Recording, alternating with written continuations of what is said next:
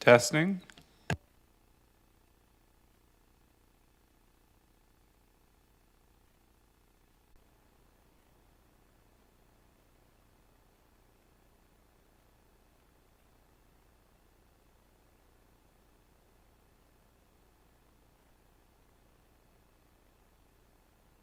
Thank you, Mr. Chair. We are live. Great, thank you, and good afternoon, everyone, and welcome to the Electoral Area Services Committee meeting of February 16th, 2022. Before we begin, I'd like to acknowledge we're on the traditional territories of the Coast Salish peoples. It's a beautiful spring day, a great day for a meeting. A nice short meeting. We'll go to the first item on the agenda, please, Ms. Harrison. Thank you, Mr. Chair. The first item is approval of the agenda. Okay, a motion, moved, seconded, all in favor? Opposed? Motion carries. Next item, please, Ms. Harrison. Thank you, Mr. Chair. The next item is adoption of the minutes. Item N1 is the Electoral Area Services Committee meeting of Feb 2nd, 2022, and the recommendation before you is that the minutes of the Electoral Area Services Committee meeting of February 2nd, 2022 be adopted. Okay, it's been moved. Seconded. Any discussion? All in favor? Opposed? Motion carries. Thank you. Next item, Ms. Harrison. Thank you, Mr. Chair. The next item are the Special Electoral Area Services Committee meeting minutes of February 3rd. And the recommendation before you is that the minutes of the Special Electoral Area Services Committee meeting of February 3rd, 2022 be adopted. Okay, thank you. It's been moved, seconded. Any discussion? All in favor? Opposed? Motion carries. Okay, thank you. Next item, Ms. Harrison. Thank you, Mr. Chair. The next item is business arising. There is none. And then the item after that is public input period. I have no applications, no delegations. And then we move to correspondence. Item C1 is a grant and aid request. And the recommendation before you is that it be recommended to the board that a grant and aid Electoral Area B, Shawnigan Lake, in the amount of $2,000 be provided to Cowichan Secondary School for 4 $500 bursaries for 4 graduating students that reside in Electoral Area B, Shawnigan Lake, to support their future education and training. Thank you. Someone like to move that one? Moved, seconded. Any discussion? All in favor? Opposed? Motion carries. Thank you. Next item, please, Ms. Harrison. Thank you, Mr. Chair. The next item, C2, is a grant and aid request, and the recommendation before you is that it be recommended to the board that a grant and aid Electoral Area B, Shawnigan Lake, in the amount of $2,000 be provided to Francis Kelsey Secondary School for 4 $500 bursaries for 4 graduating students that reside in Electoral Area B, Shawnigan Lake, so to support their future education and training. Yes, that's been moved. Seconded. Any discussion? All in favor? Opposed? Motion carries. Sorry, I wanted to comment. My hand Oh, wasn't. sorry. Go ahead, Director Acton. Sorry, I just wanted to actually, I guess, acknowledge your lead. You increased the contribution to the high schools, considering how much post-secondary education and training has gone up. So thanks for doing that. And I think anything that we can do to support our youth is a good move on our part. Great. Yes. Thank you, Director Acton. Yeah, just to note that first year full-time tuition at UVic is $6,000 now. So thank you. Next item, please, Ms. Harrison. Thank you, Mr. Chair. The next item is a grant and aid, and the recommendation before you is that it be recommended to the board that a grant and aid Electoral Area D, Cowichan Bay, in the amount of $200 be provided to Francis Kelsey Graduation Committee to support the 2022 Dry Grad celebration. Okay, that's been moved, seconded. All in favor? Opposed? Motion carries. Thank you. Great. Next item, please, Ms. Harrison. Thank you, Mr. Chair. The next item is information, IN1, and number 1 is the Electoral Area G, Saltaire Gulf Islands Community Parks Advisory Commission minutes of January 10th, 2022. And number 2 is the Electoral Area H, North Oyster Diamond Community Parks Advisory Commission minutes of December 7th, 2021. And both of those items are for information. All right. Any comments on those? Seeing none, those are in for information. Okay, the next item, please, Ms. Harrison. Thank you, Mr. Chair. The next item is item R1. It's a report from the Development Services Division regarding application number CRL 21B01 for 1770 Shawnigan Mill Bay Road, PID 004664531, and the applicant is in the lobby. Shall I admit them? Yes, please.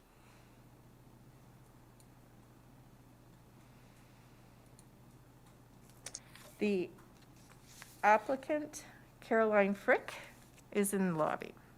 Okay, great. Welcome, Ms. Frick. She in the lobby or in the building? Okay. I see Lauren there as well. Welcome. Okay, did you read the recommendation? I'm sorry, I lost. I did not, Mr. Chair. Would you like me to? Yes, please. The recommendation before you is that it be recommended to the board that cannabis retail license application number CRL 21B01 for 1770 Shawnigan Mill Bay Road, PID 004664531, be forwarded to the Liquor and Cannabis Regulation Branch with a recommendation that the license be approved.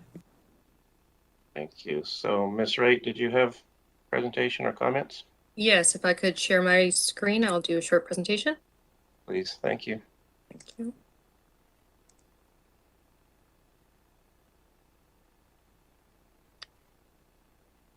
Okay.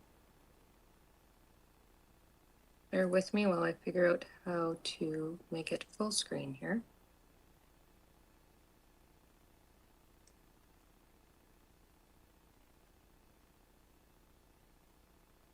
I'm not quite sure what button to push, but if you wouldn't mind, there's only a few slides here. Go ahead. We can see it, I think. Yes.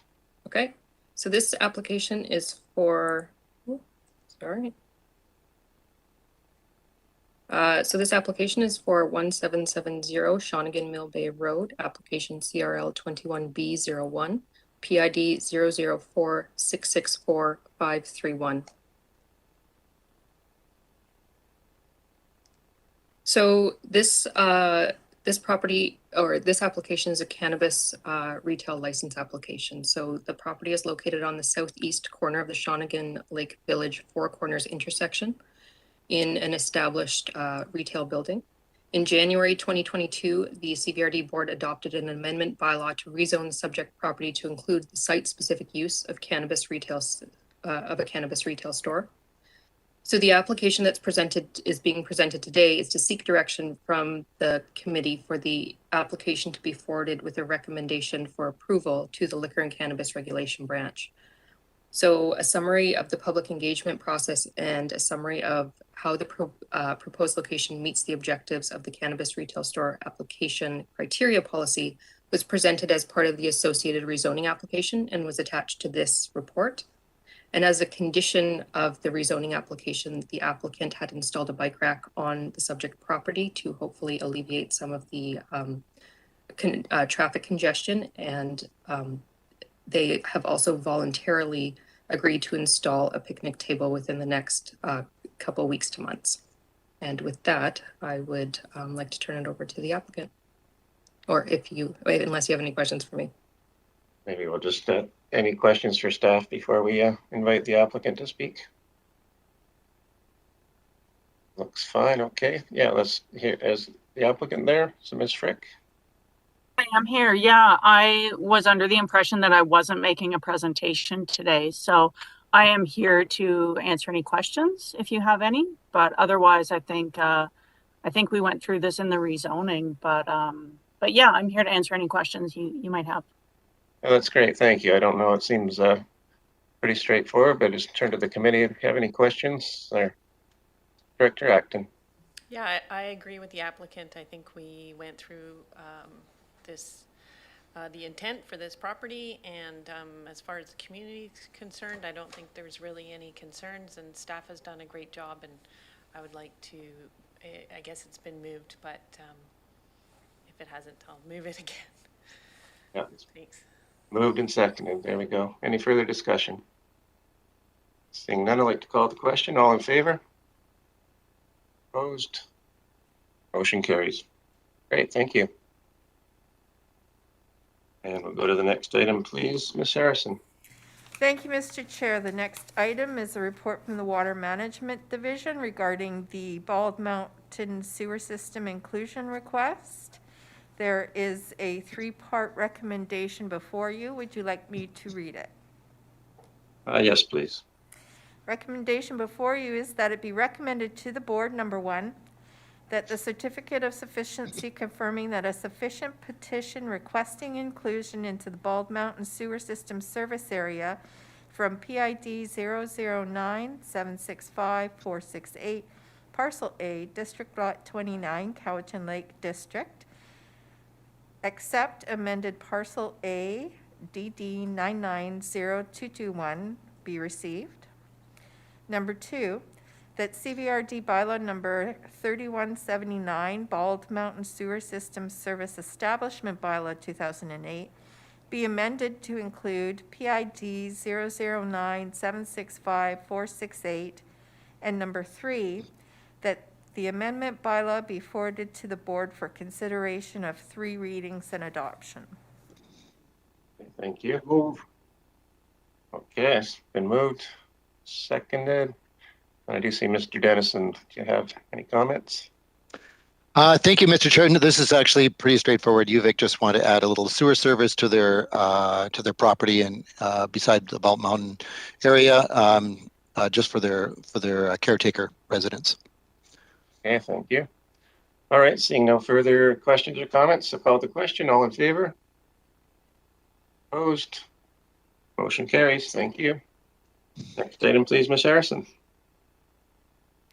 Thank you, Mr. Chair. The next item is Mr. Chair, sorry, I just have a follow-up question on that last resolution. Oh, I'm sorry. Okay. For Mr. Dennison, my apologies. I was a little late on the intake here. I just, if they get in on the sewer, then they're then in the sewer system in the service area, correct? That's correct. So they could add more housing. There's no stipulations to that. Through you, Mr. Chair, we've ran this by planning, which we always do, and our colleagues in planning have advised that they can't just do that. The zoning doesn't permit it, so they would have to seek a rezone in order to try and attempt to do that. It's institutional right now for the purposes of study for the university, so that doesn't open the door for that unless that is the will of the CVRD board. Thank you for the clarification. Right, okay, thank you. So, Ms. Harrison, thank you. Thank you, Mr. Chair. The next item is R3. It's a report from the Parks and Trails Division regarding the Shawnigan Mill Bay Road active transportation, license of occupation, and license of use agreements. And there is a 2-part recommendation. Would you like me to read it? Yes, please.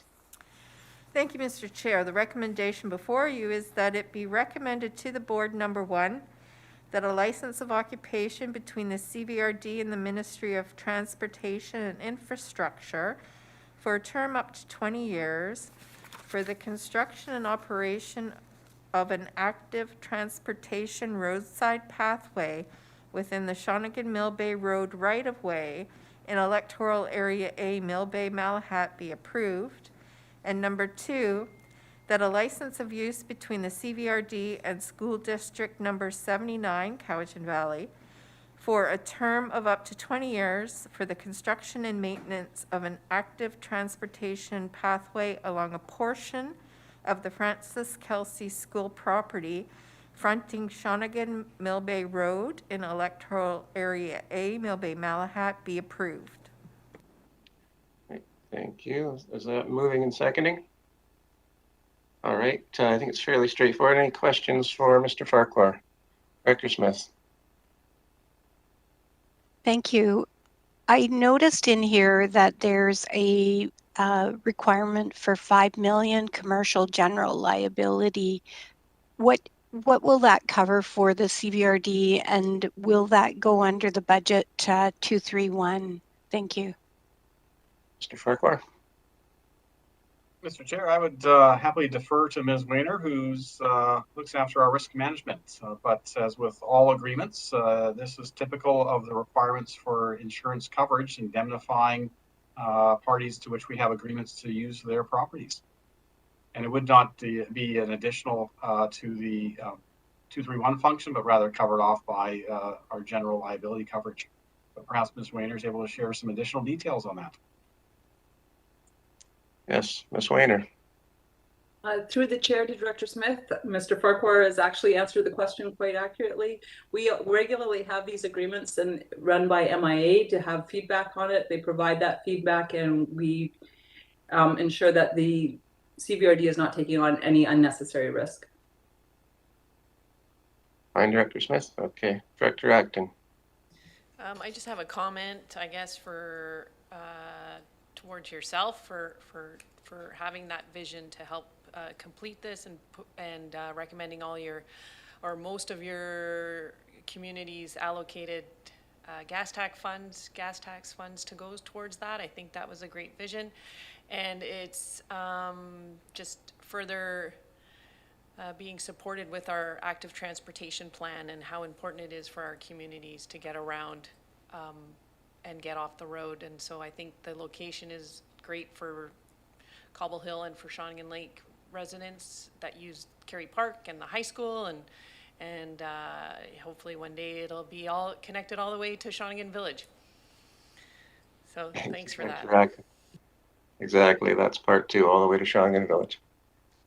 Okay, seeing no further comments, I'd like to call the question. All in favor? Opposed? Motion carries. Thank you. Next item, please, Ms. Harrison. Thank you, Mr. Chair. The next item is item R4. It's a report from the Parks and Trails Division regarding the U13C Softball Regional Tournament Special Event Request, Saltaire Centennial Park. And would you like me to read the recommendation? Yeah. Yes, please. The recommendation before you is that it be recommended to the board that a park special event permit be issued to the Ladysmith Minor Softball Association for use of 2 ball diamonds at Saltaire Centennial Park as part of the Under 13C softball tournament on June 17th, 18th, and 19th, 2022. Okay, thank you. It's been moved and seconded. I believe, or Director Smith, you wanted to ask a question? Go ahead, please. I also see Ms. Aiken has popped up. Welcome. Oh, okay. We also have Director Morrison and Acton after Director Smith. Thank you. The park was heavily used by children ball teams in the past, and this is lovely to see another youth program for there. So with the adult programs, we seem to have issues with the smoking and the drinking, and that is there going, so some of my questions would be, will that be included in this agreement that this needs to be a non-starter? They cannot, it's just ridiculous when you get the adults in there. And so with the children, we're hoping that wouldn't come back to be there. Also, what would be the first aid requirements? You're talking about over 480 people in a small area. And with the permit, is there a first aid in there? And the CVRD has a program under the solid waste to do with the recycle bins, that they come as a unit that has recyclables, garbage, and refundables, because our garbage cans just can't handle that kind of garbage. So I think that if we have the 3-stream set up there, that would be great. And they pay for it to be, they can pay for it to be delivered and picked up. The wear and tear of that many vehicles on our parking lots is a little bit concerning. Also, the playground is there, and I have concerns about unsupervised. I know the signage indicates that children can play there unsupervised, and that's not necessarily the best to follow when you have this large group. Children disappear. We know that. We're still looking for Michael Dennehy, and that was a playground. So I do have concerns about the parents not supervising, or the children not being supervised. And if there's a donation in kind, and also who will be the final cleanup and responsibilities under this. Thank you. I know that was a lot, but they're good Thank you, concerns. Director Smith. Quite a few questions in there, but who would like to take a crack at that? Shaken? I can take a crack at some of those, and Brian might have some more information on others. So perhaps Brian's better to speak to this, but we could include, I mean, over and above the park bylaws, which of course don't allow smoking and drinking in parks, we could include an additional terms and conditions to be added to the special event application, specifically stating that if it's a concern for that particular park. There will be first aid requirements, of course, based on the size. Well, any public special event in parks would have first aid requirements. And solid waste, that would be up to the applicant to provide the bins so that the park facilities wouldn't be overrun. That would also be bringing in extra porta potties for the event as well. Wear and tear of vehicles, I mean, yes, that is definitely, there's going to be extra traffic that day, absolutely. And basically the applicants are stating the games will be spread out, and the number of people will be throughout sort of a 12-hour period during the 3 days. So that should help with parking concerns a little bit. There is no talk of a donation in kind at this point. And the last one was, I missed the last one, something. Anyways, Brian, did you have anything to add to that, or? Mr. Chair, I think Ms. Aiken covered off everything quite well. Thank you. You follow up, Director Smith? Thank you very much. The addition of additional terms and conditions, bringing in the making sure that the smoking and the consumption of alcohol is also very noted in their permit, and that they need, we're trying to get to zero waste. And if we can encourage these groups to use the CVRD bin style, if that can be added into the permit, that we encourage that part of it, that would be something that we would be working towards. And a donation in kind would definitely be appreciated. And I just wanted to double check, they are paying for the porta potties, is that correct? Yes, that would all be the applicant's responsibility. Yeah, the washrooms in Centennial Park are extremely small, and they tend to clog up pretty quickly. So the porta potties, I don't know, how many do you require for something like that? We follow the Vancouver Island Health Authority sanitation guidelines for events. So I believe for that event it would be at least a couple of porta potties. Well, it would be nice if they could come up with a donation in kind. That would be appreciated. I think this is a great event. Thank you. Okay, thank you, Director Smith. I have Director Morrison and then Acton. Thank you, Mr. Chair, and I think this might be through to Mr. Farquhar. So I'm wondering if we've had a change in reporting policy for special event permits in parks, because I was reading through the report on the weekend and I kept looking for the, why does this stand out, that an operational exercise like a permit for a ball tournament require this to go through committee and the board? So unless I missed something, normally I know staff are pretty good at dotting i's, crossing t's, collecting for porta potties, or making sure, like, you guys do a good job at this. So why is it here? Mr. Farquhar. Thank you, Mr. Chair. As noted in the report of Ms. Aiken, this is an extraordinary event that is not generally seen happening at Solitaire Centennial Park in the past, given it is a community park right in the middle of the community. So we certainly wanted to bring this one forward because of the numbers associated with the event and the duration.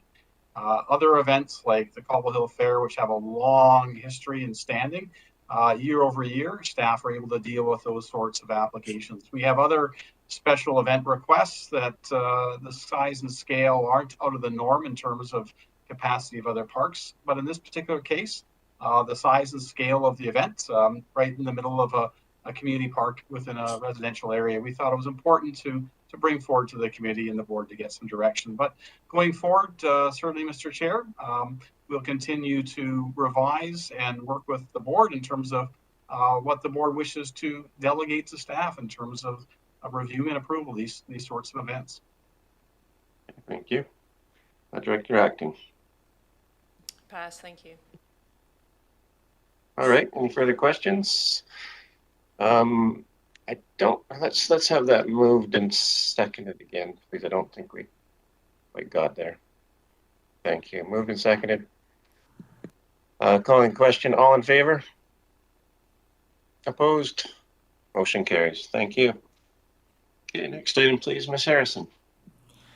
Thank you, Mr. Chair. The next item is item R5, report from the Parks and Trails Division regarding Parkland Dedication Covenant, Lytton Road Subdivision, SA 18G01 for PID 000125954, and the applicant is in the lobby. Shall I admit them? Yes, please.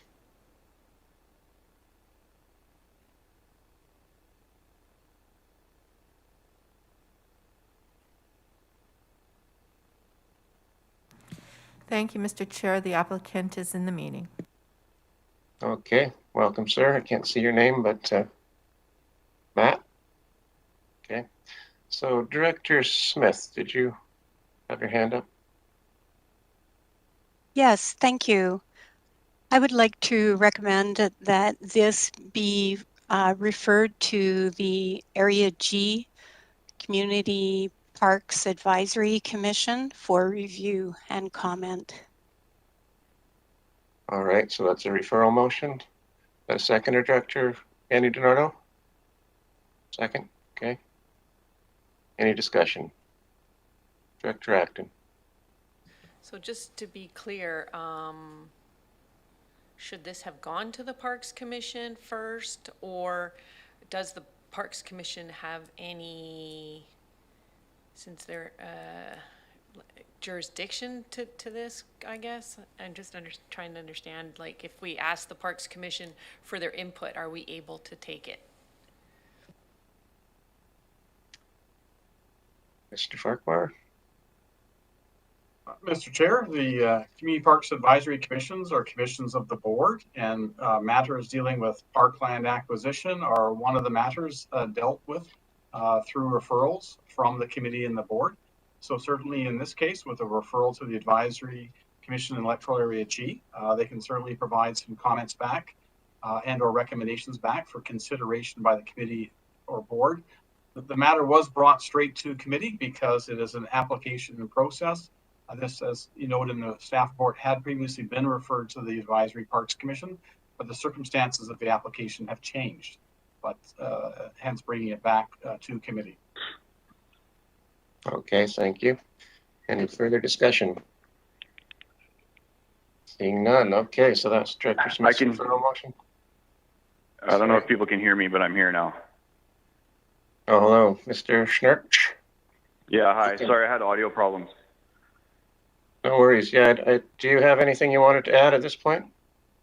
Yeah, I'll just add a quick summary of sort of this project and where we're at with it. So the original design was for 2 cul-de-sacs with a trail joining them. That was submitted in 2019. This property has a covenant on it requiring 6.1% of the land to be dedicated as park. That remains from when the previous subdivision was done in 1985. So because the trail wasn't long enough to cover the full 6.1% park dedication, it was about 5%. We had an agreement with the CVRD to pay cash in lieu for the remaining area, which was about $9,905. So then sometime in 2020, the Ministry of Transportation approving officer and their engineering department decided that they would not approve the cul-de-sac design. They said it doesn't make sense from a road maintenance or a road redundancy perspective. Unfortunately, they failed to notify us of that decision until we submitted the final engineering drawings for it just before Christmas.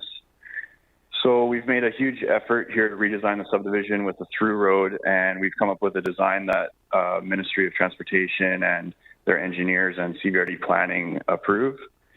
So now that because we have this through road that's 18 meters wide and paved, there's really no reason for a trail dedication. So we're just asking to dedicate that full amount with cash in lieu. One thing to note is that the $9,905 amount that was agreed to in 2019 or was agreed to in 2020 was based on the 2019 assessment for the property. The new full 6.1 dedication is based on an assessment for the property that's increased by 38% now. So we're looking at a total cash amount being dedicated of $75,762.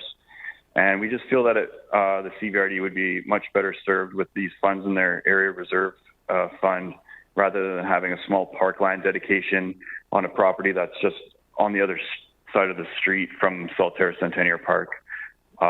If there's any other questions, I'm happy to answer them here.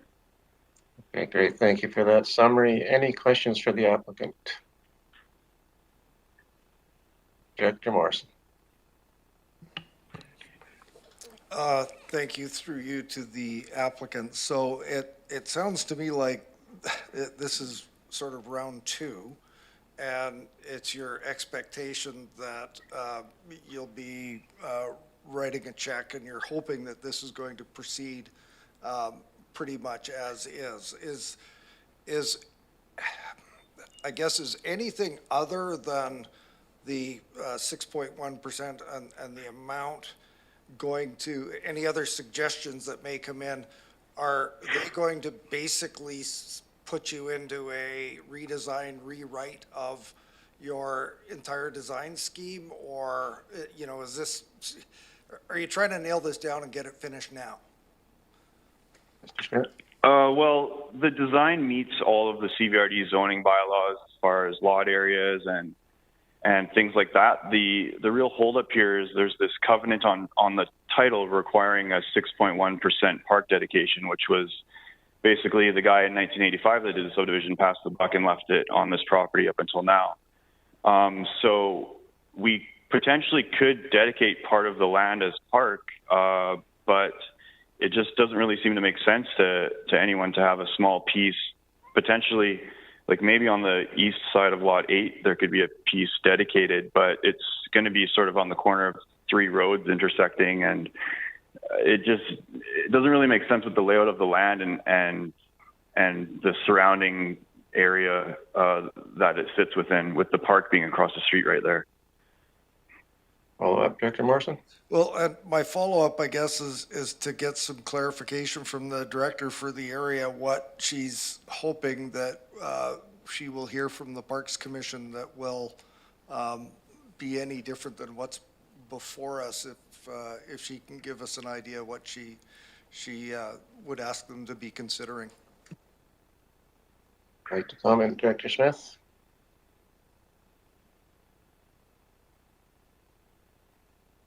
Sorry, you're muted, Director Smith.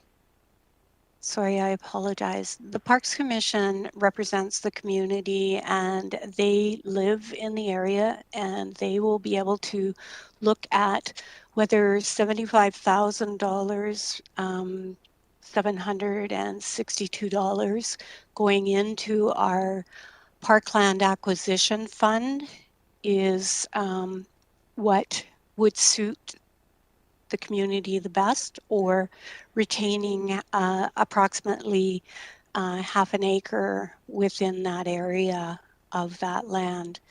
They would be able to have a look at this. They would be able to judge it and be able to give us a recommendation from their point of view from the community back to the this committee. And I think that's important. We already have the opportunity, if we wanted to purchase land, that we could take a loan out for approximately $1 million and pay it off under short-term loan if we saw a piece of property that would suit Saltaire at this time.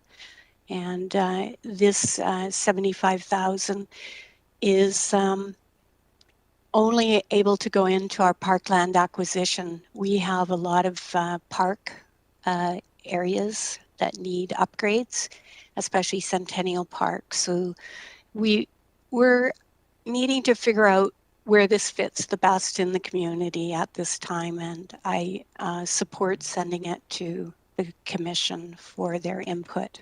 Thank you. Okay, thank you. Ms. Gerald. Thank you, Mr. Chair. So just for clarity, the question to the Parks Commission will be whether to accept cash in lieu or to accept park.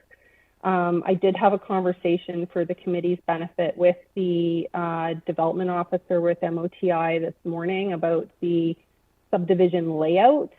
And based on that conversation, the outcome of that conversation was that the provincial approving officer is not expected to change their decision with respect to the layout, the road layout, which seemed to be an issue of concern with the original cul-de-sac configuration not being preferred by the ministry. So the question, just for clarity, the question to the commission will be whether or not to take park. And then if the decision is to take park, then that would mean reconfiguration of the lot to accommodate required parkland in addition to the through road that the ministry is asking to be dedicated. And then with that, the CBRD or the electoral area G community parks would be taking on the costs associated with the ongoing maintenance of that parkland. Okay, thank you. So I'll turn to Director Nicholson.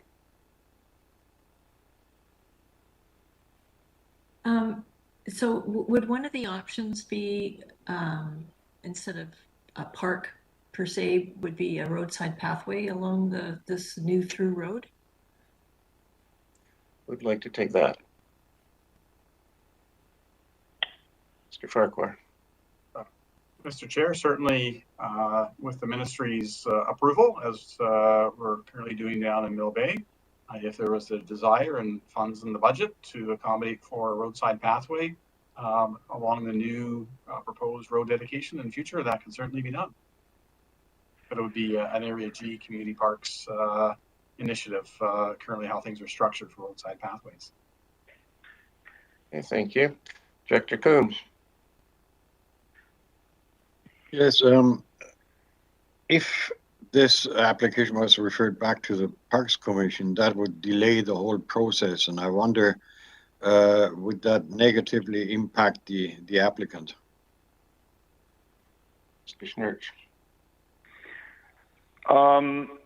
I mean, it's definitely been a very difficult process with this subdivision. The application was made in 2019 with a two cul-de-sac layout, and PLA was granted from the Ministry of Transportation at that time.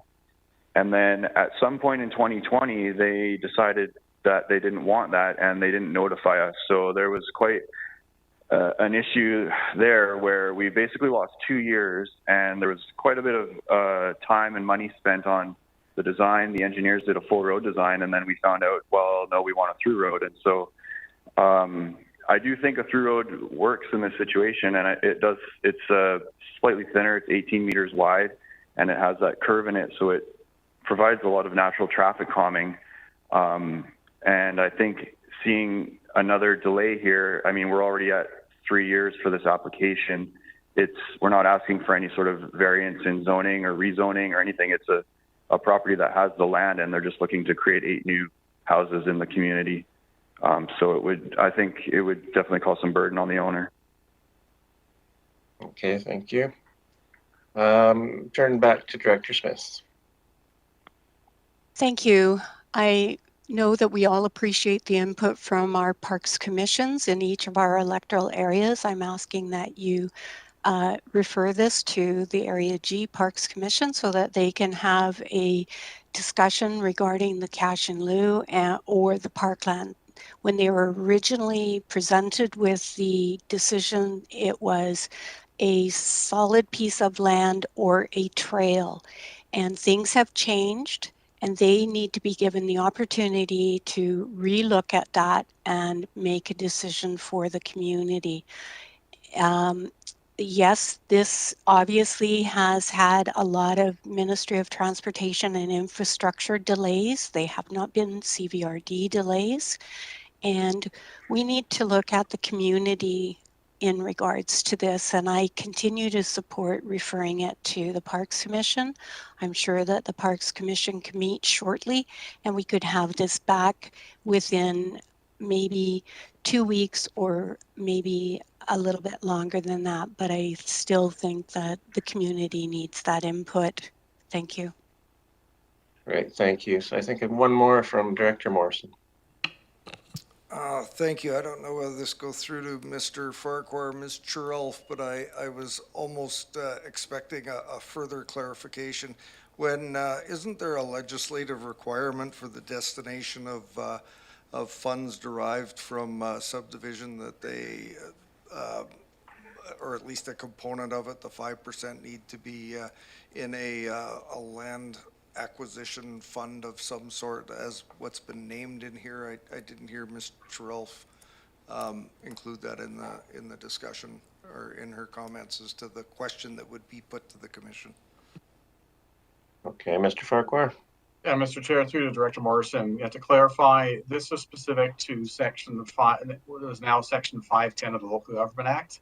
It was part of the municipal charter way back when, but this is specific to cash in lieu that would go into the Area G Community Park Land 5% fund and could only be spent on purchase of parkland in Area G in future. Great, okay. Thank you. I think we've had a thorough discussion. So Director Smith's motion has been moved and seconded, but to call the question, please. All in favor? Opposed? Motion carries. Thank you very much. Director Yanni DiNardo. Thank you, Mr. Chair. Just with that Section 510 that Mr. Farquhar was talking about in the Local Government Act, the cash in lieu is only for purchasing more parkland. Maybe that's something at UBCM we should be talking about, because we have a lot of parks, but all of our parks need to be maintained, the cost of maintenance.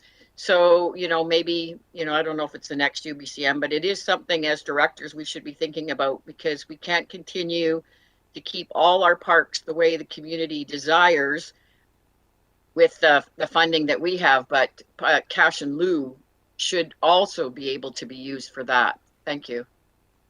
Okay, thank you. Good point. Director Kuhn. Yeah, I just want to emphasize it as well. It's the same in my area. We've got money set aside for parkland acquisition. We've got so much park, it's hard to manage already. So that would be really a good idea to try to get use of these funds for upkeep. That would be much more important. Okay, thank you. I have two more, Director Wilson and then Smith. Yeah, thank you, Mr. Chair. What a great idea. Yeah, well, let's see if we can't have a lot more flexibility with this, as two of the directors have passed out already. And my spreadsheets show we have a huge amount of parks, but in order to maintain those parks, we need to keep the costs down on the taxpayer. If we can use these funds for maintenance, so much the better. I think it's a great idea. Dr. Smith?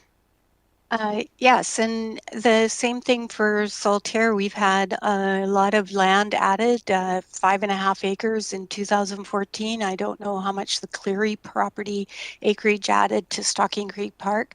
So, we keep adding, and sometimes maybe even a small spot's a good spot. It might suit the community, but this land, this cash in lieu is, it also, the 5% is just not a realistic amount. I mean, if you consider half an acre, any place in the electoral areas, and that if it becomes like, is it realistic for something?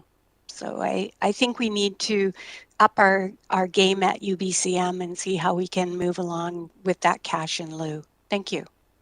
Okay, very good. Well, thank you, everyone. And thank you to the applicant for joining us today. Okay, Ms. Harrison, shall we turn to the next item, please? Thank you, Mr. Chair. The next item is item R6. It's a report from the Planning Strategic Initiatives Division regarding bylaw number 4330, zoning bylaw harmonization bylaw. And there is a 4-point recommendation before you. Would you like me to read it? Yes, please. Thank you, Mr. Chair. The recommendation before you is that it be recommended to the board, number 1, that second reading of CVRD bylaw number 4330, zoning bylaw harmonization bylaw 2020 be rescinded. Number 2, that CVRD bylaw number 4330, zoning bylaw harmonization bylaw 2020 be amended to remove the regulation limiting the size of farm gate stands applicable to Electoral Area H zoning bylaw. Number 3, that CVRD bylaw number 4330, zoning bylaw harmonization bylaw 2020 be forwarded to the board for consideration of second reading as amended. And number 4, that a public hearing be held for CVRD bylaw number 4330, zoning bylaw harmonization bylaw 2020, with directors from electoral areas A, B, C, E, F, and H as delegates. Okay, thank you. And I see Ms. Garnett has joined us. Welcome. Thank you very much. I do have some slides if that would be helpful. Perfect, please.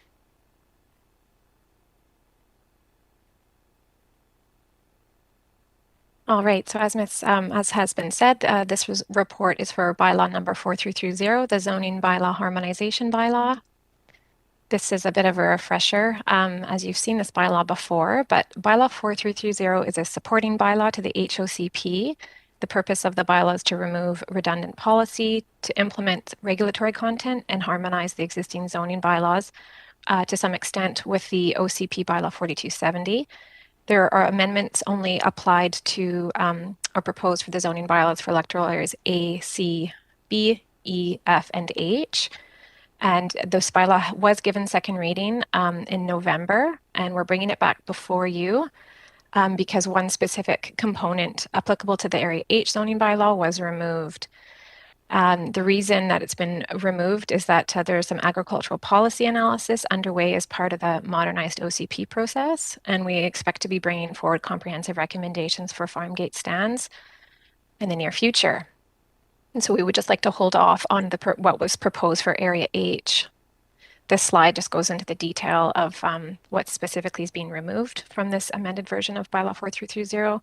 So specifically for Area H, the original bylaw proposed to add farm gate stand size regulations, and that was originally intended to implement some former Area H OCP policy from the repealed Area H OCP.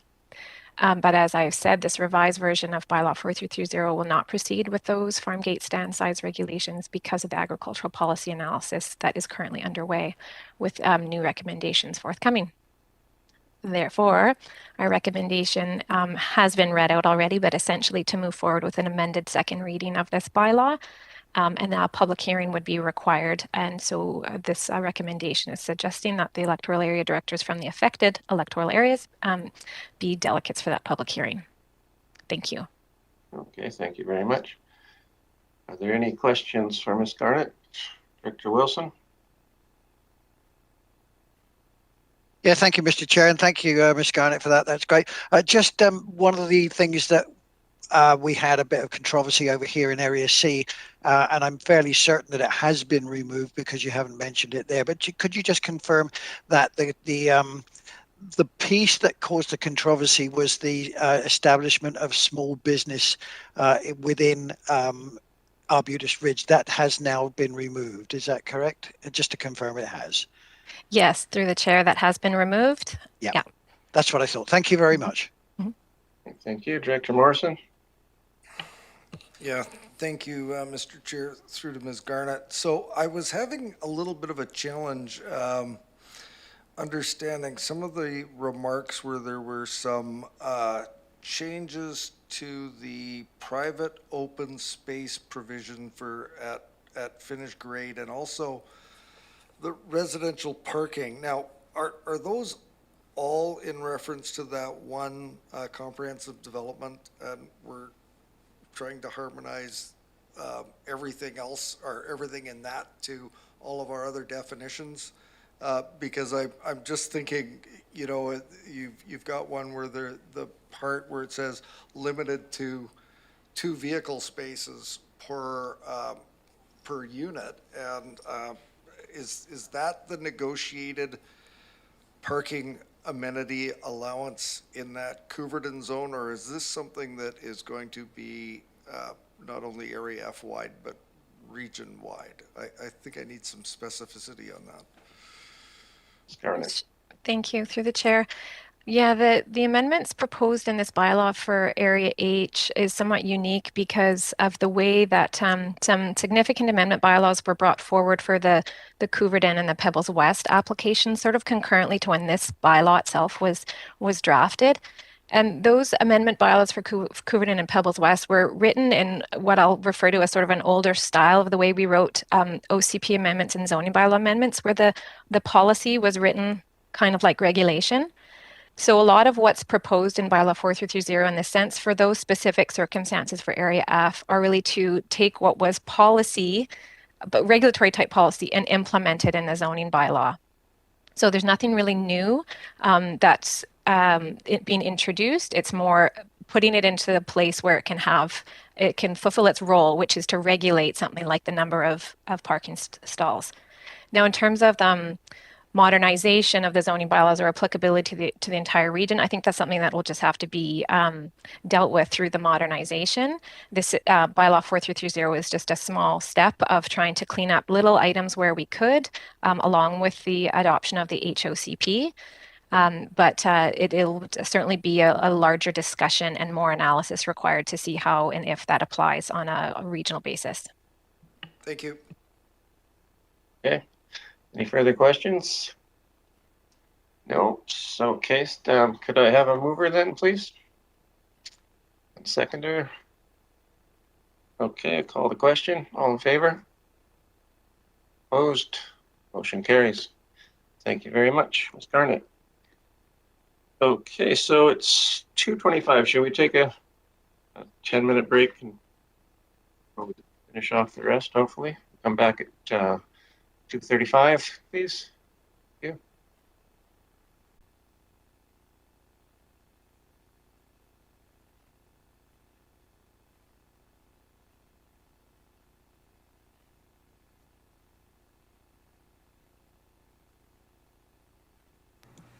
Thank you, Mr. Chair. We are live.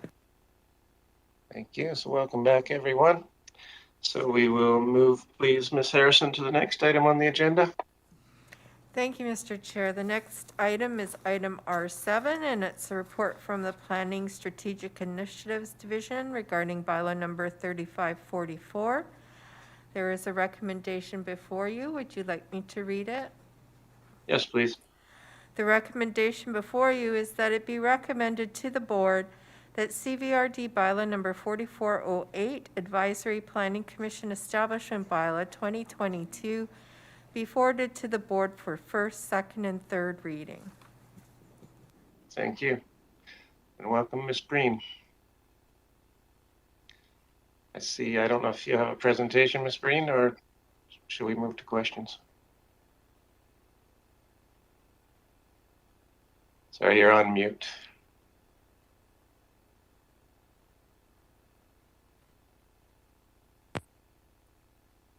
Can you hear? I heard you for a moment.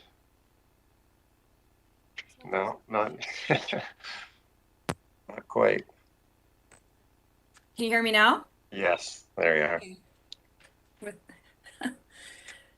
Good afternoon, everyone. There's no presentation. I'm happy to answer questions or provide an verbal overview. Okay, well, I see we had Director Kuhn and then Acton. Maybe we'll just do some questions. I move the recommendation. Sorry, Director Kuhn? I move the recommendation. Oh, okay. We have a seconder? Not yet. Okay.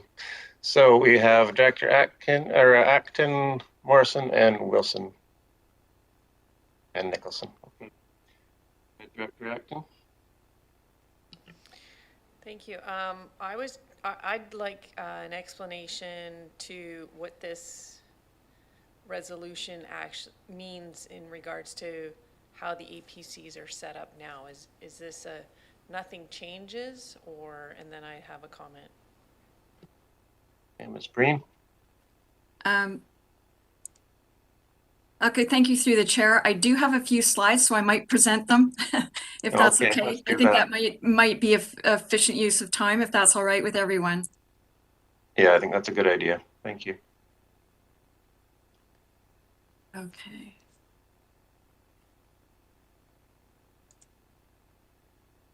How's that? Yeah, that's good. Okay.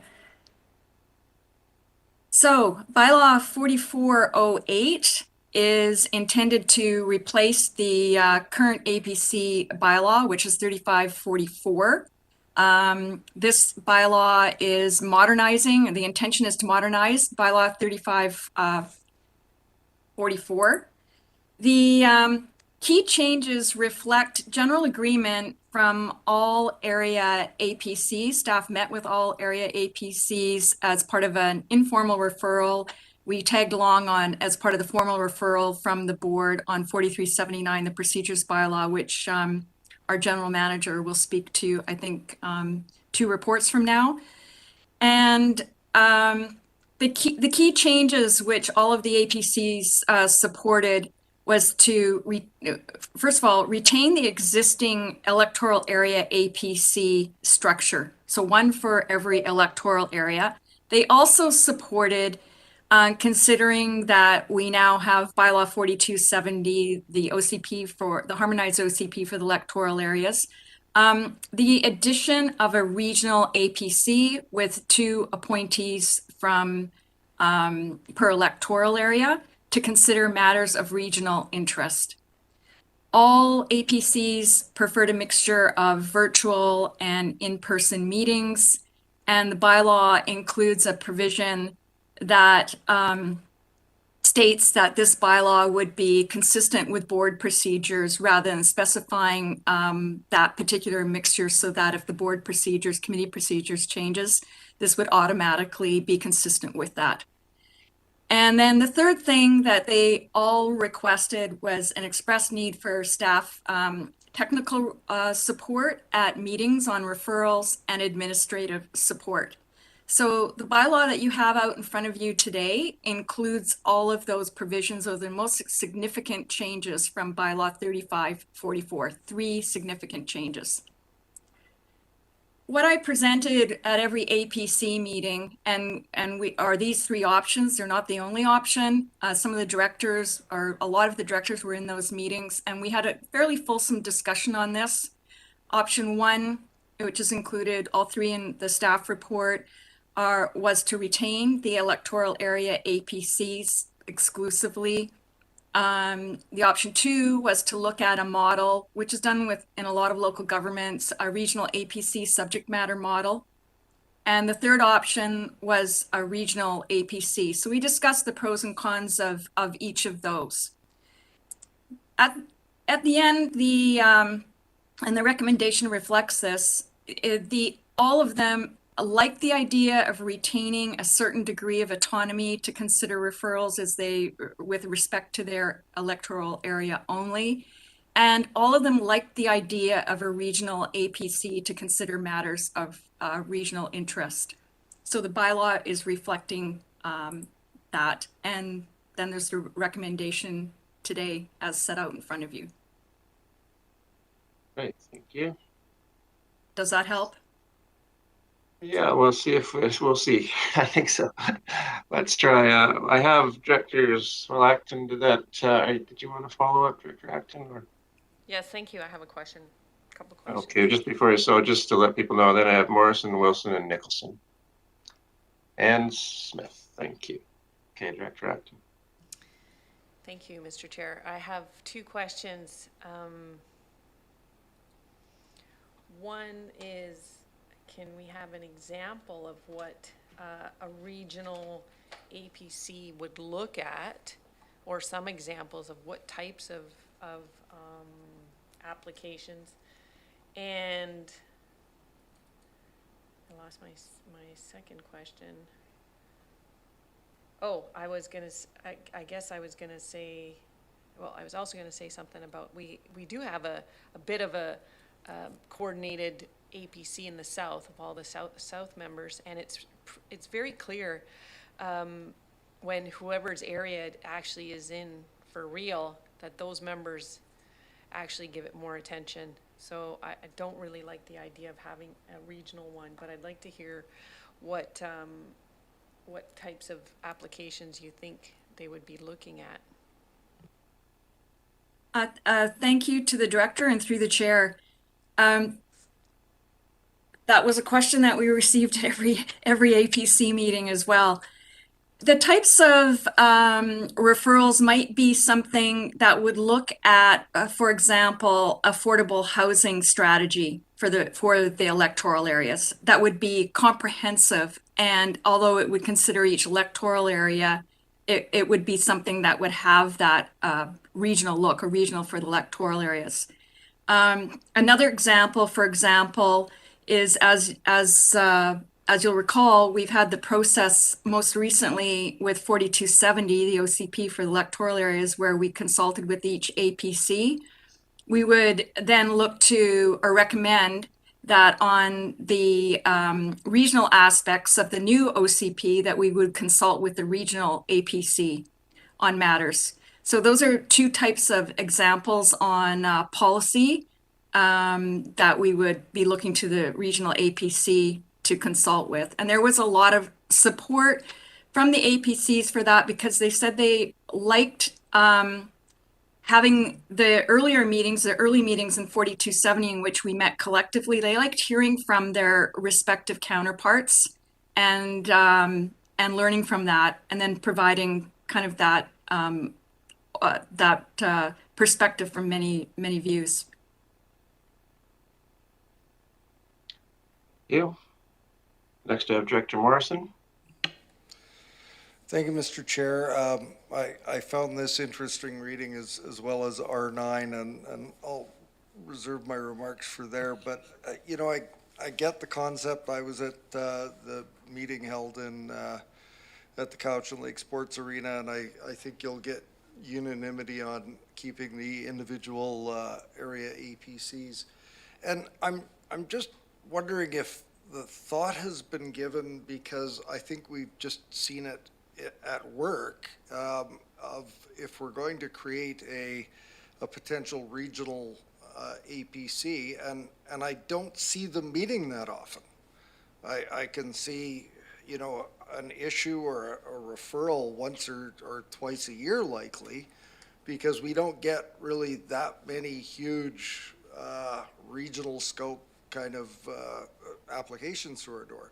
So my thinking is, we've already informally used our APC chairs and perhaps vice chairs, wouldn't it make sense to create a regional APC with those people that have had some training and experience and have served in the area APC in a leadership role, simply being named to the regional APC for if and when they're required? I think that there's a natural tendency for those people that step into a chair and vice chair role to want to learn more, to be more engaged, and I think would be a perfect fit for a regional APC membership. So I don't know if you thought of that. I thought I'd read in this report that 2 members be appointed from each APC. Well, it makes more sense to be to have the more engaged members that are serving in a role of leadership on APCs to serve in a regional one. Thoughts on those remarks? Thank you, and through the chair to the director. The language, the way it was written in the bylaw is that it's open for in terms of those appointments. That was another discussion that we had with some of the APCs, and they felt that it should not necessarily be by position, but it would depend, and it would be something in their minds that may change depending on the subject matter. So there would be those types of allowances. Thank you. Follow up. Well, thank you, and I'm going to have to call on the some of what I read in the R9, in that I think it's really important that the people that are going to sit on the regional APC have a firm grounding and understanding of what is being asked of the APC in a referral sense, and I'm not sure that appointing the individuals that may have additional time or might be newer in the process are going to have the grasp and the depth that will go into the type of referral questions that will be asked on a regional basis. Thank you. Thank you. Director Wilson. Yeah, thank you, Mr. Chair. Yeah, thank you, Coralie. That's great. Sorry, Ms. Breen, that's great stuff as always. One of the points that Director Morrison brought up was the fact that APCs do not meet that often, and it's a very valid point because you will recall, Ms. Breen, that over the last week or so, I had a request from our chair, who is very, very involved and very experienced, that we needed to have a meeting to re-elect or elect chair people, chairpersons, secretaries, etc. But we couldn't have that apparently unless there was some kind of referral. So there is a block here that APCs can't meet unless they are going to discuss something which has been referred to them. And this is one of the things that really does bother me, because we need to re-elect our chairperson and stuff like that. But more importantly, we recently had a special EASC meeting in which there were discussed a huge amount of changes that are coming forward with the MOCP, etc. And that's the kind of thing that we need to bring out to our APCs if it's at all possible. Now, we can't have an official meeting without a referral. We can't pass this stuff on unofficially.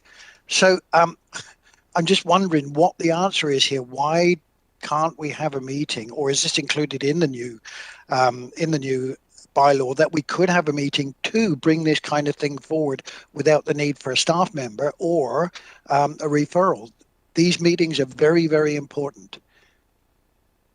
Does that make it clear to you? Sorry. Yes, through the chair, and thank you to the director. I think I understand the question. The one way to handle that is for a referral that's more general in nature, that matters related to the development of 4270, which was what it was in the past. We met multiple times with the APCs. Going forward, matters related to bylaw 4373, which is the modernization of the OCP, be referred as necessary. So it's not completely answering your question, because the specific need of that appointment wasn't met, but it could be met through a director's referral of the bylaw. Yeah, follow up, please, Mr. Chair. Go ahead. Yeah, how would I do that? Because I would like to get something like this going fairly soon. Well, there's the opportunity today, if I may suggest, to have, depending on what happens with this bylaw, but the 4373 could be referred to the APCs. We do have 2 forthcoming meetings on March 2nd and 10th. It's a perfect timing for that. Staff's very happy to go and speak with the APCs and present on the bylaws.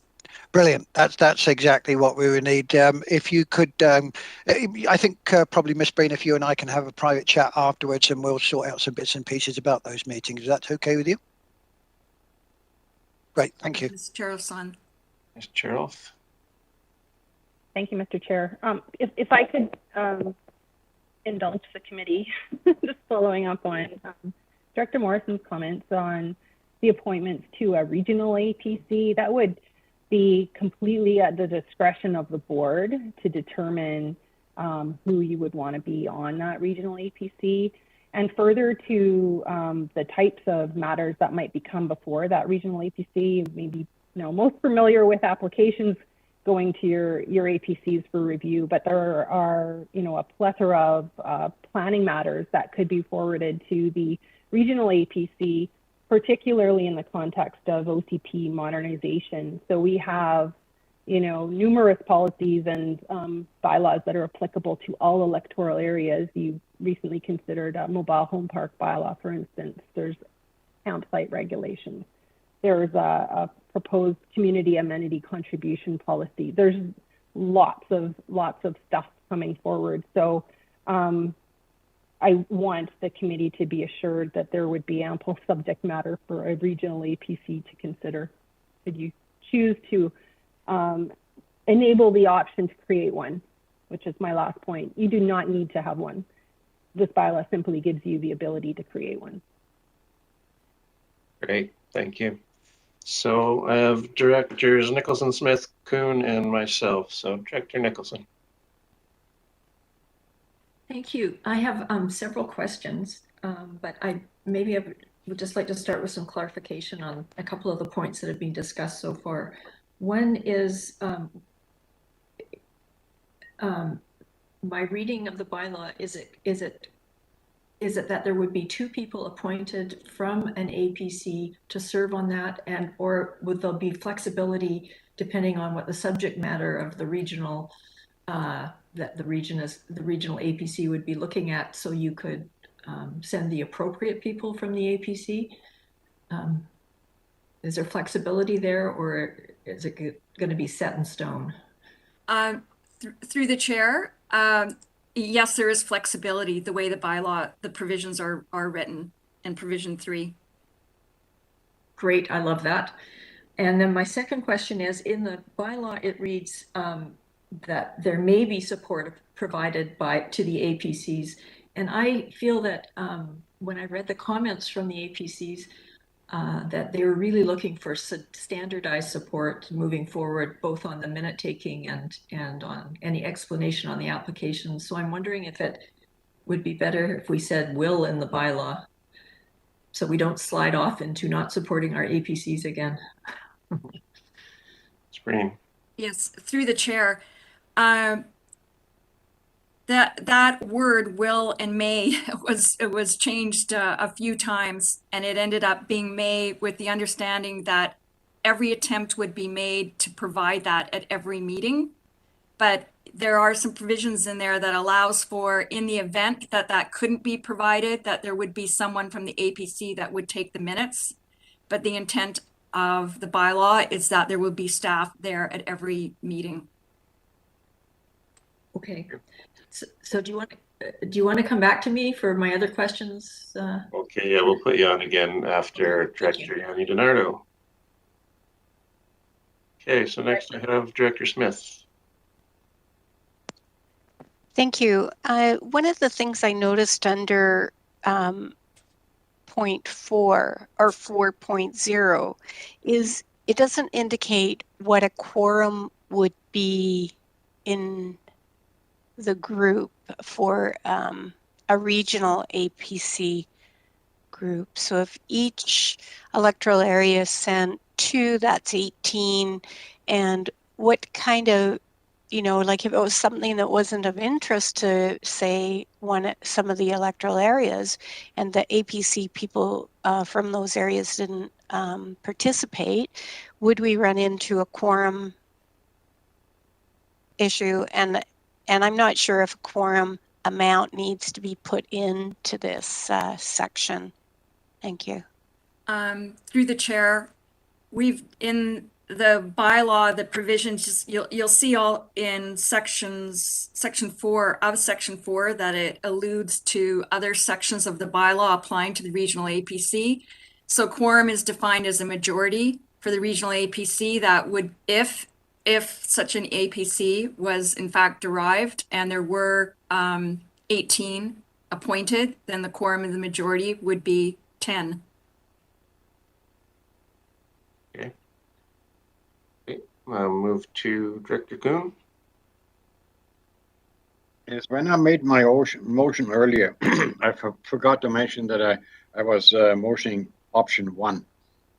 I'm generally not in favor of having an optional, let's say, regional APC voting on items that are important for the region. My fear is, as we know, some of us more than others like to have the fingers in every pie, and I could just see enough reasons being put forward by some individuals. No, this is regional. It's very important to us, and it would then infringe on the individual sovereignty of the APC in that area, and I certainly would be objecting to that. Thank you. Okay, thank you. Yes, I have myself on the list next. I just wanted to weigh in on the regional thing. I just so in South Cochin we do have a sub-regional, the joint A, B, and C APC, which I think works fairly well. So and it's sort of prescribed, or you have for applications outside the village containment boundaries of any of the 3. And I think it's 5 members if it's outside, but within, say, Area A. But outside the village, you'd have 5 Area A and then 2 from each of B and C. I usually appreciate those meetings where you hear a little bit from people that may, in fact, be closer to the way the boundaries are. Sometimes they're, you know, where the development is closer actually to the bulk of the population in the neighboring one. So I'm just I think some flexibility around this, and maybe even don't know if it would work, but 3 sub-regionals. Well, okay. I don't want to make it too complicated, but it's a possibility. So my 2 bits, and I will move now to Director Yanni DiNardo. Thank you, Mr. Chair. I just wanted to clarify, bylaw 4408 gives us the option to have the regional APCs. Is that correct? I think. Chair, that's correct. That's correct. It provides that option should the directors wish to advance it, but it's not a requirement. Thank you, because I think that is a really good way to go, and I'd like to move that recommendation. Okay, that's been moved. I've already moved option 1, so let's deal with that first. Okay, but I'm sorry, did Ms. Harrison, was option 1 moved and seconded? Thank you, Mr. Chair. Option 1 was moved and not seconded. Yeah, that was it. Okay, so now it wasn't seconded, Director Kuhn, so I think Director Yanni DiNardo has moved. Say again what you moved. Sorry, Director Yanni DiNardo. I move the recommendation to the board that the one here 4408. Okay. So that's the resolution that was read That's out. the recommended resolution on Yes. our staff report. Okay. I move that. That's been moved. Do we have a seconder? Clarity, second does it. that include the regional APCs? Because I don't see it in the reading. Is this? I just confirmed that with Ms. Breen. Is this that is an option with that recommendation. Is that right, Ms. Breen? That was the regional is an option within that recommended resolution? Yes. Okay. So that's an option within there. I would second that myself just to get it on the floor. Okay, any further? Well, I guess now we're going to Director Annie Donardo. Do you have comments on that, or just wanted to move it? Okay.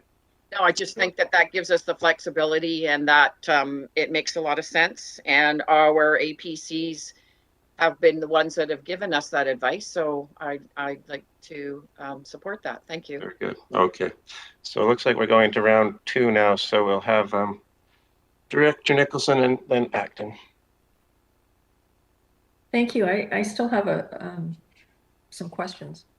Okay. If I may. I know in the report there was some discussion about it being problematic when there is an application in a neighborhood that is close to a electoral area boundary, and that we have had at times two different APCs look at the application. I am wondering if it would be possible to include a provision in here where instead of when that happens, instead of meeting separately, the APCs meet together as one group, so that there isn't such a opportunity for, there would be an opportunity for better discussion. Actually, is that a possibility? Yes, through the chair, yes, the directors can refer in that manner. And they don't need, the bylaw doesn't need to state it. It can be referred in that matter. The other bylaw, or 3544, has some limitations in that regard, because in that bylaw, it does establish the joint for A, B, and C, whereas that isn't established in this bylaw. It's more equal, if you will, throughout the electoral areas. So there's not that preferential provisions anymore.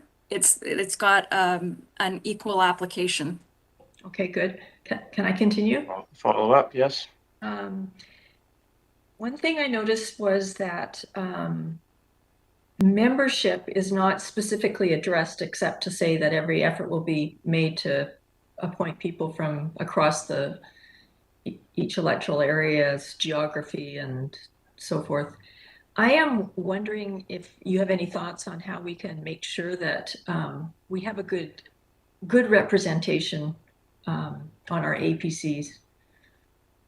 Through the chair, the second option, which wasn't well received by the APCs, did make some or alluded to representation by subject matter or other different configurations.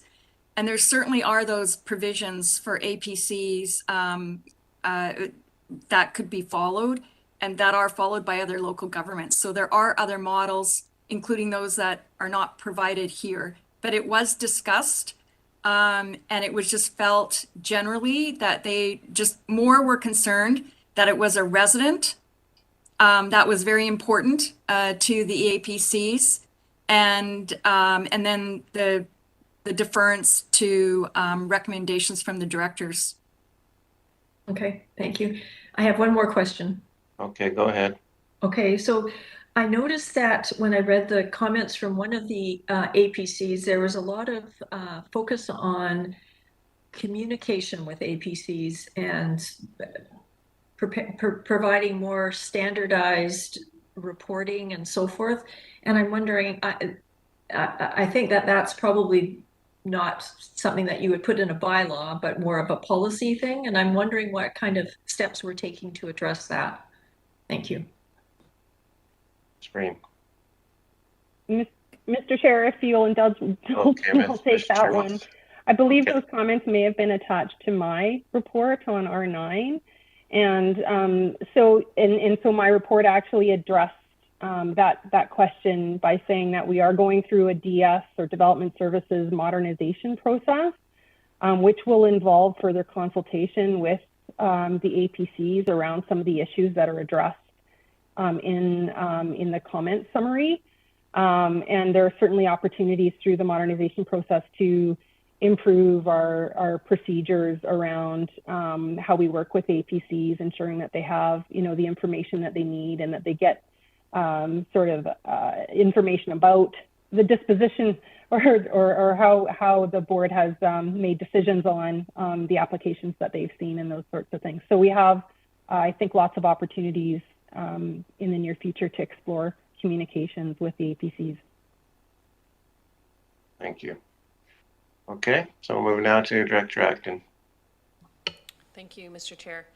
I've listened to everyone's comments, and at this time, I cannot support the regional concept. I think the harmonized official community plan is very new, and we need to make sure that we're not losing any representation from our local communities and really looking at those details right now.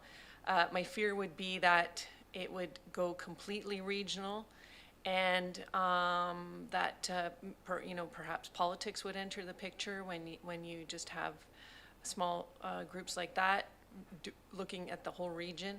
And I would, from the feedback from the Area B APC was actually that the southern A, B, and C APC is not completely effective in the sense where, as I mentioned, those who are from the area tend to look at things closer. And so I will not support it at this time. And I think it's just too early in the process of understanding how we're going to roll out with the HOCP. Thank you. Okay, Director Yanni DiNardo. Thank you, Mr. Chair. Well, just once again, I'd just like to say that we did take this to our APCs, and this is what they had advised us. So I don't think, we don't have to, it's the option to have the regional on this one. And I think we should keep our options open. And I think that the A, B, and C, their sub-regional APC has worked well, what I've heard, what I understand. So, and once again, that's the community advising us. And I'm going to take that into advisement and support this resolution. Thank you. Thank you. I see Director Wilson. Yeah, thank you, Mr. Chair. Just to clarify that we are actually talking about option 2 here. Is that correct? Well, let's have some clarity to be sure. Yeah, right. Yeah, please. Ms. Breen, could you? Because I do see that what Director Yanni DiNardo moved was the recommended, and yet reading, maybe just go ahead and Sure. Yeah. Happy to, through the chair. Bylaw 4408 includes individual APCs for the electoral area and the provision optionally for a regional APC. That is option 1 and 3. Option 1 is the individual APCs. Option 3 was a regional APC. The bylaw is representing the inclusion of both, and that's reflecting the sentiments of the APCs as consulted.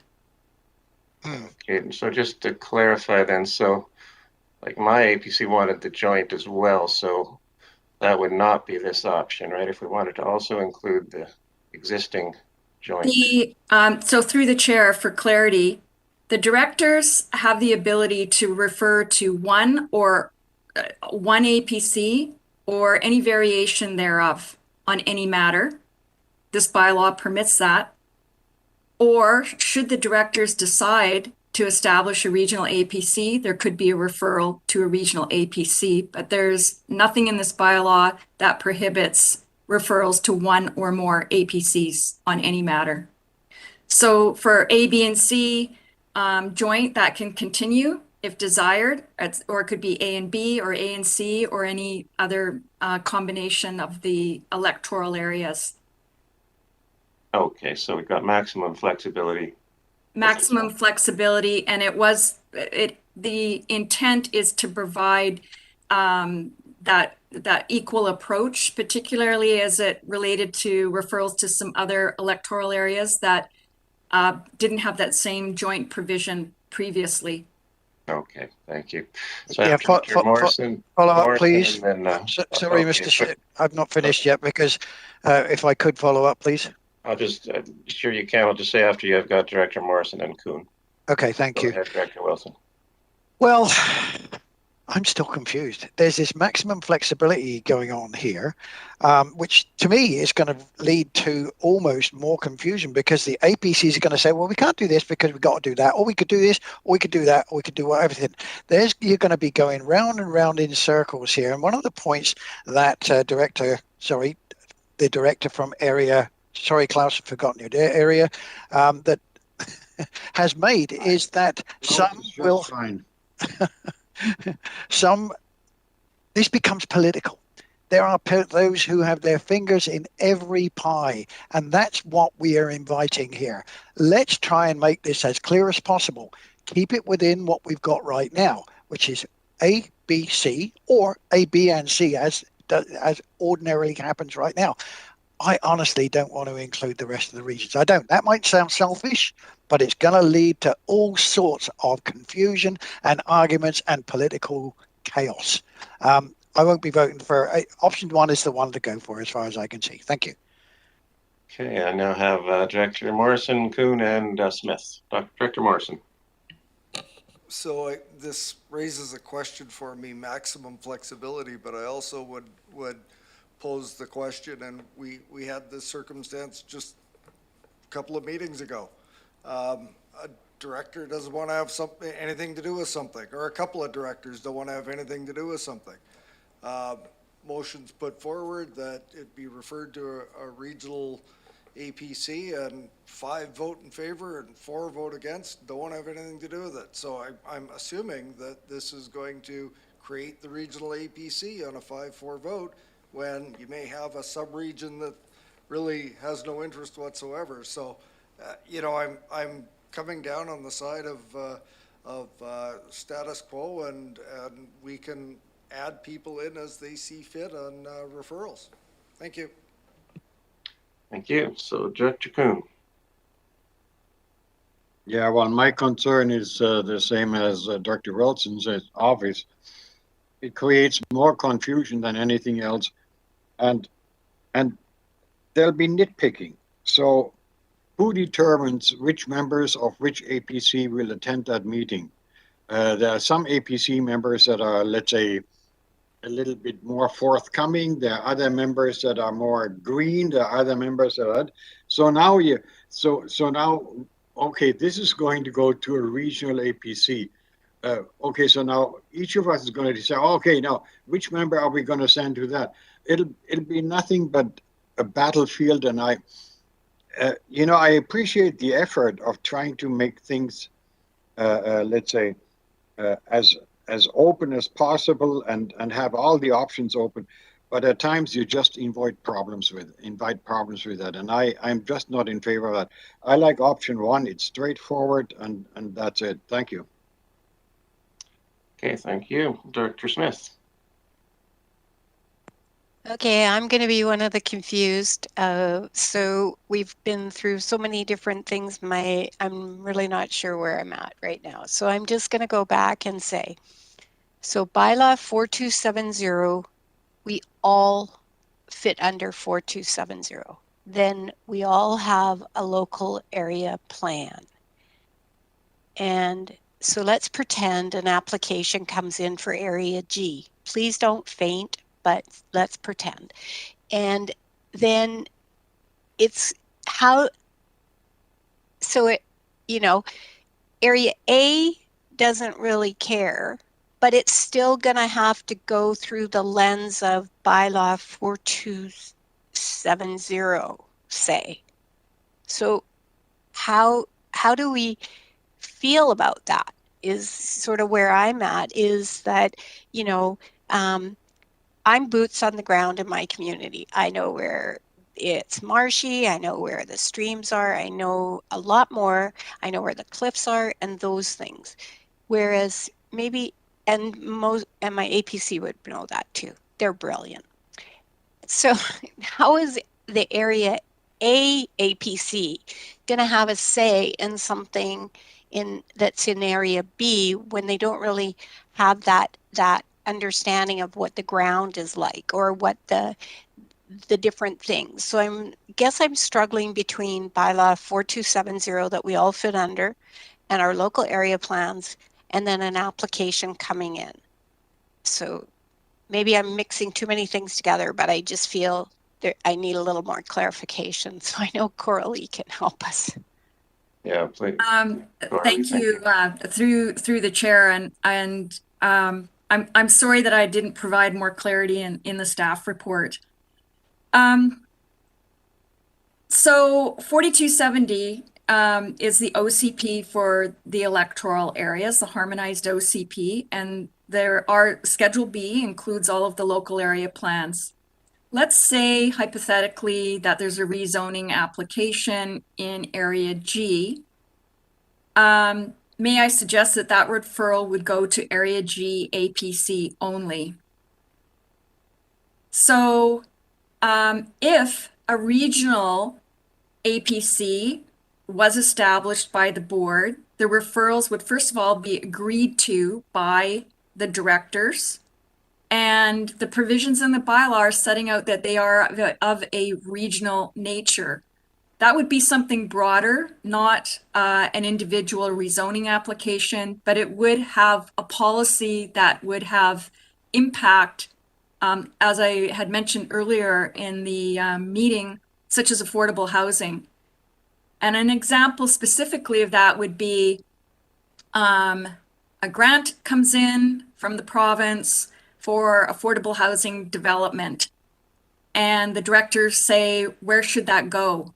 What community should that be in? Then we would be, as staff, recommending an overall strategy that the directors agree on, and that would be considered with that type of lens. And I hope those two examples help. Okay, thank you. So before I go to Directors Nicholson and Kuhn, just for clarity, so I myself still somewhat confused here. I do not see an option 2. Is there an option 2 in the staff report, Ms. Breen?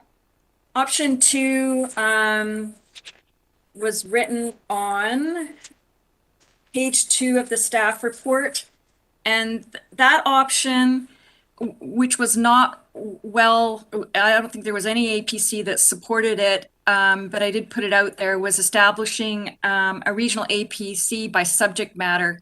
That's where you appoint people because they have expertise in the environment, or they have expertise in agriculture, that type of subject matter expertise.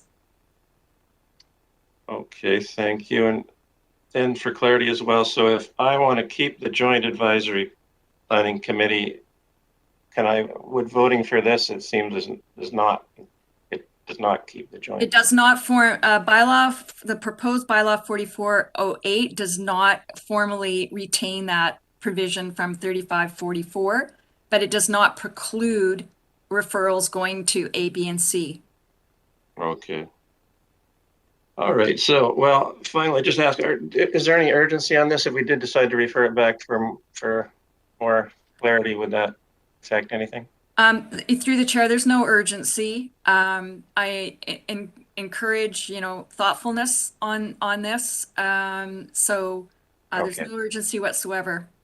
Okay, so I'll turn then to Directors Nicholson and Kuhn. Thank you. I'm wondering if it would be helpful to add in the bylaw under regional APC that a regional APC could be established to look at broad regional policy, so that it's clear that they won't be looking at individual applications. Okay. Director Kuhn. Is that possible? We can provide that clarity to number 4, yes. To number 4. That's the regional APC. Okay. All right. We're carrying on. I have Directors Kuhn, Smith, and Acton. Keep in mind, we do have the option of referring this back for. Yeah, Director Nicholson, are you following up? Well, then I would like to refer it back so that that could be clarified within the bylaw itself. And then I think people may be more comfortable with the recommendation. Okay. Is that in order, Ms. Harrison? Can we refer now? Do we need a seconder? Seconder for the referral? Okay, Director Smith seconding. Any discussion on the referral? Director Martman. Okay, Martman, Smith, and Kuhn. Director Martman? In the referral back to staff, is there an opportunity to include comments from the APCs on this draft? Green? Through the chair, we can refer and ask the APCs for comments on that amended wording. Okay, so I'm getting quite a speakers list again. Keep in mind, this is just on the propriety of referral now, so keep it brief, please. So we have Director Smith, Kuhn, Action, and Yanni DiNardo. Oh, and then first we'll go to Ms. Jarrell. Okay. Thank you, Mr. Chair. And I would say that if it's the will of the committee to have this bylaw referred back to all of the APCs, that we would need a resolution that specifically directed staff to do that, because there is a considerable amount of time that goes into preparing and attending and following up on those meetings. Not that the information isn't or input isn't valid, it certainly is, but it is a big commitment of resources. Thank you. Okay, so Director Nicholson, did you intend it to have to go back or just? No, I didn't. Okay, good. Good. So we'll go now to Director Smith. Thank you. So one of the things that I find is, how do we refer something when the process seems to be somebody applies at the CVRD, the applicant gets a letter to indicate that their application's been received, and then as directors we receive as a CC, but we don't have any details on what the application is for. So how would we as directors know to whether it was something we would want to refer to our APC? And so to me, there's a bit of a gap there, because are we going to wait all the way till we get to the Friday when it comes on to the agenda? It's going to come before us, and then at that point we're going to say, please refer this to my APC. So there's a gap, and we don't have any information on what that application is for. So if it was for a development variance permit that was looking for 6 inches to move closer to the property line, that may not be something you would refer to your APC. But if it's going to move so that it is only 6 inches from the property line, that might be something you would refer. But unless you know what it is, you don't know what it is until the Friday before it's on the agenda. So how do we figure that one in there? Okay, I think you may be talking about an issue that's like an ongoing other issue that even before this bylaw. So we're just on propriety of referral now. So maybe, did you want to just sort of try to figure out how that also fits into referring this back to staff? Okay, Director, Ms. Breen. Through the chair, Ms. Charoff will be addressing 2 reports from now. There'll be some amendments in terms of referrals of what will get referred and what won't. So there'll be some clarity in that regard on specific applications. In terms of the OCP or broader policy areas, I would be coming to committee to recommend resolutions for a broader referral nature so that it would be ongoing. So I think in bylaw 4379, you'll see more direction in that regard. Okay, thank you. So on propriety of referral, just 2 more, Directors Kuhn and Acton to close, please. Yeah, the more this thing goes around and around and around, the more I'm wondering about what are we trying to actually achieve with that referral back? What is it we're trying to do? Clarity, or just some more clear. There's been a lot of confusion, so I think some clarity would be the best before we proceed. Is there going to be then a recommendation coming forward, or is it just going to be some more education for us before it comes to a recommendation? I'm assuming we'd have another staff report with a recommendation. Well, I hope we're not going to end up in the same situation that we are now. Correct. Thank you. If this is getting referred back, I'm wondering if staff can talk to particularly the South APCs, because the feedback I get from my commission of Area B, they don't feel like the joint one is as represented as well as it could be if it was just Area B. So perhaps a clear question around that to those APCs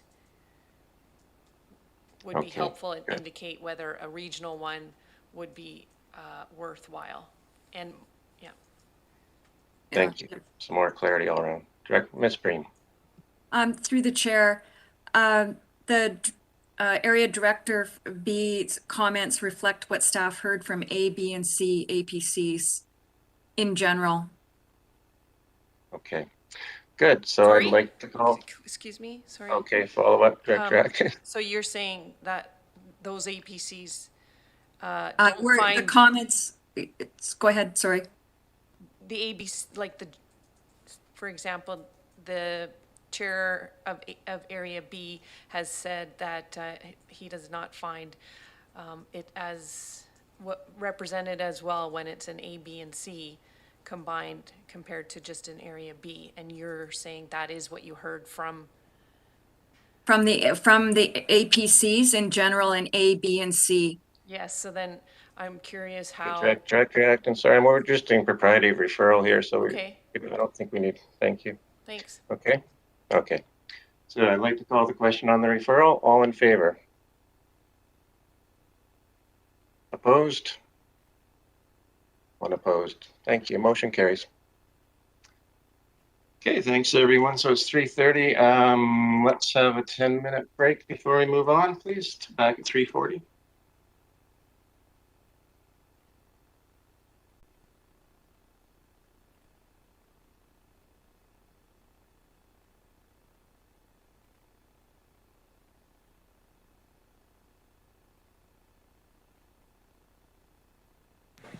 Thank you, Mr. Chair. We are live.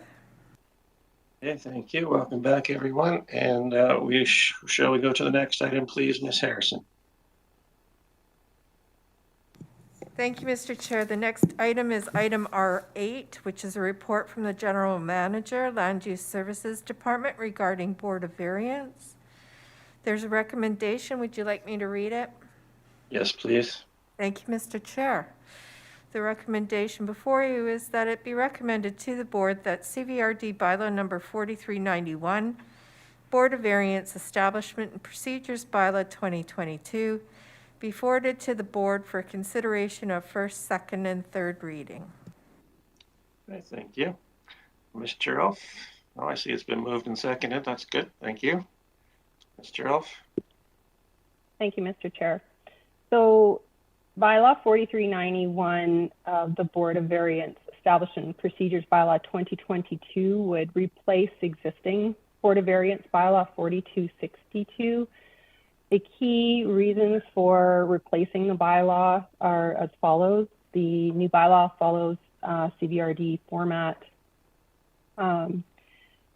would not restate regulations that are already contained within the Local Government Act. That's a key consideration. Others include definitions of key terms being included in the bylaw, unless they're of course included in legislation.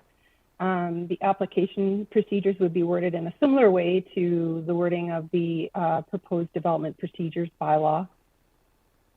And I noted that the development procedures bylaw would no longer apply to the board to to the Board of Variance applications, because applications procedures for the Board of Variance be contained within the Board of Variance bylaw. And more detailed board procedures would be introduced with this bylaw, along with conflict of interest provisions. So I will note that there is nothing technically wrong with 4262. So some of you may want to ask, you know, why fix what's not broken? But there's certainly an opportunity to improve the regulations that we have for the Board of Variance. And I would identify, I think, one key provision within the existing bylaw that says that the Board of Variance may establish procedures for meetings, provided such procedures do not conflict with this bylaw or the Local Government Act or the Community Charter.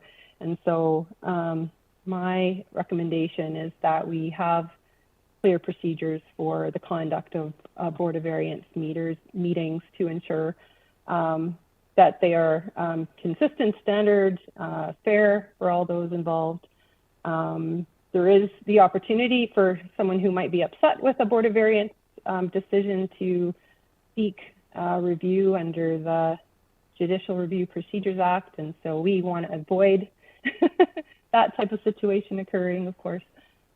So we are recommending that this bylaw be forwarded to the board for consideration of 3 readings. I will note, and it was stated in the bylaw, that we would conduct a final one more legal review prior to this appearing on a board agenda.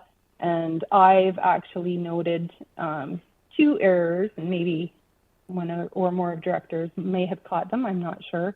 One is that there is a missing whereas clause, which would allow the board or the CBRD to collect fee for Board of Variance applications, so we need to add that.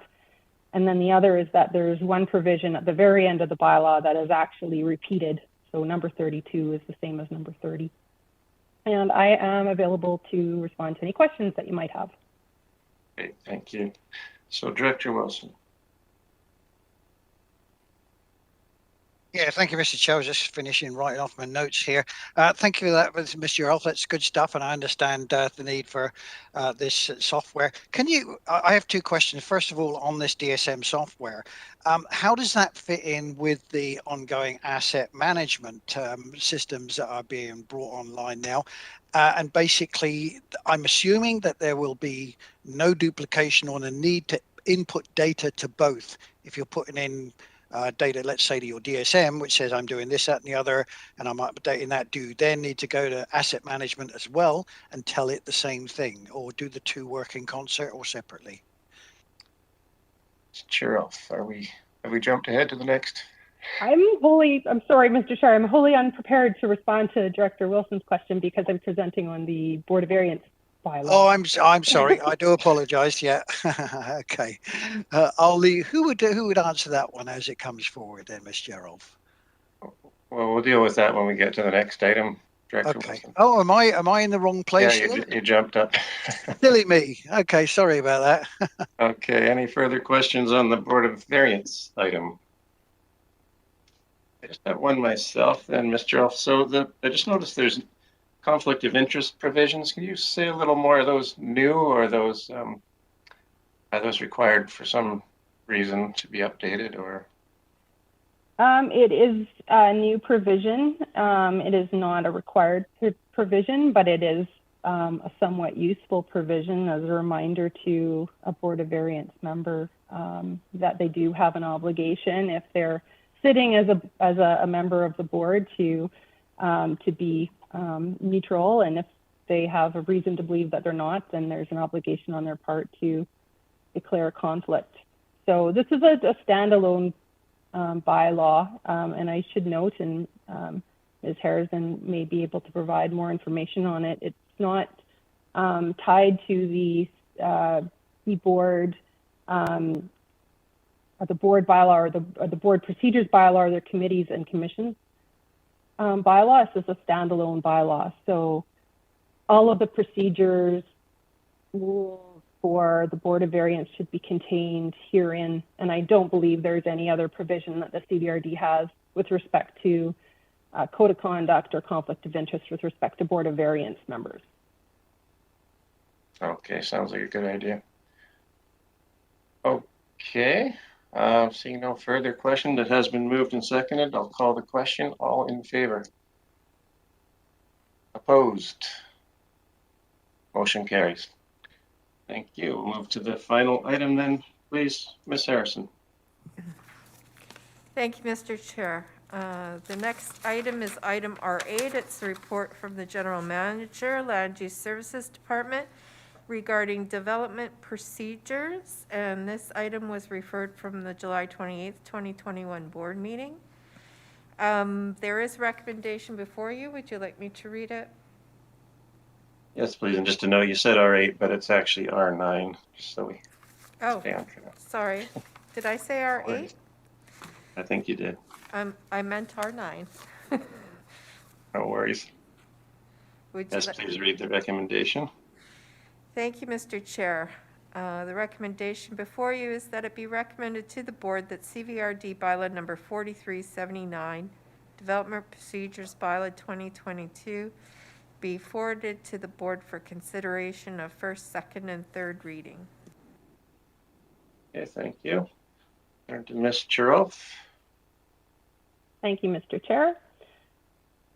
So following the board's direction, staff met with all of the electoral area APCs during fall of 2021, and we got an incredible amount of input, of valuable input from the APCs, which has led to some modifications to the bylaw that's been presented to you today. I will not go through every single change that is made to the draft bylaw. That is fairly well documented in attachment A. But I will highlight the key considerations that came forward from the APCs. And those were around delegation of authority, particularly with respect to development permits. And then the other being the public notice provisions that we have within the bylaw. And so on the first point, there was continued interest from the APCs to see applications come forward for their input. They, have continued interest in having a say in what happens to their, what happens in their communities. And so the intent of the bylaw is to help, I guess, strike a balance in terms of allowing delegation of authority to ensure that we have, technical applications being reviewed in a technical way and expediently, but then also providing the opportunity for APCs to have an input on those types of applications. And so the bylaw that Ms. Green presented, the draft APC bylaw, actually included a provision that would allow staff to refer applications to an APC for comment and input, apart from the director also having that opportunity, or the board ultimately.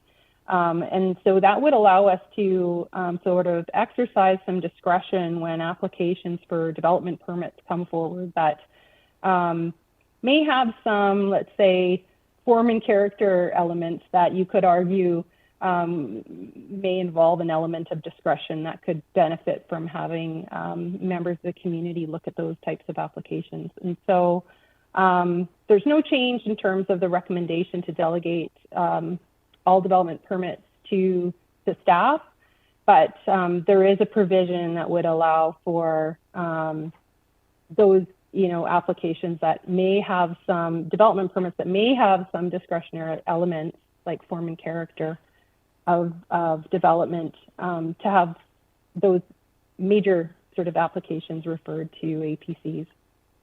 So that is sort of one of the key considerations. And I will say that by and large, the APCs were supportive of, technical applications, permits not going to the APCs, but they felt that staff had the capacity to review those and make decisions on them. And that, they also didn't want to be seen as, holding up a process, or also, they don't see themselves necessarily as experts in the field, or, being able to sort of refute the comments and recommendations of professional consultants that applicants might use. So, and there were some exceptions to that comment, which you'll read in my report, but the general sentiment was that was okay, that delegation was okay. On the public notice side, we discovered, and I actually wasn't aware that this had happened when we sort of embarked on this little journey of updating the procedures bylaw, that at some point in time, the requirement to post notice signs for development variance permits was removed from the bylaw. And so we're recommending that that be reinstated, because that seems to have been a real sort of source of concern for community members. So that's been reinstated in the bylaw. And we've also suggested increasing the notice radius from the existing 60 meters to 100 meters. That is to be considered an interim measure. So we are, as I mentioned before, going through a development services modernization process. We need to look more closely at this whole issue of notice. Because in some situations, 60 meters might actually be enough. And in some situations, we might need 600 meters.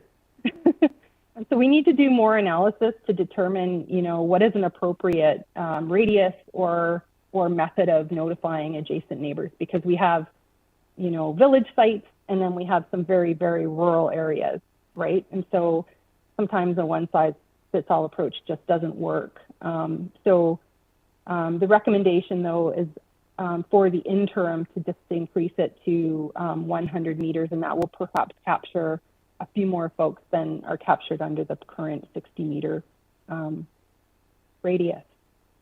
So those were the key things that were discussed, I would say, with APCs. The other thing you'll note is that fees, we had previously indicated that we would be coming forward with a draft fees bylaw. We have not had the chance to complete a comprehensive review of our development fees. We know that needs to happen, and that should happen as part of the development services modernization process. But I have indicated in the report where we are recommending a few minor changes to fees to primarily capture things that we're not capturing right now, like floodplain management bylaw exemption applications, for instance, which may come forward as a result of having a floodplain management bylaw.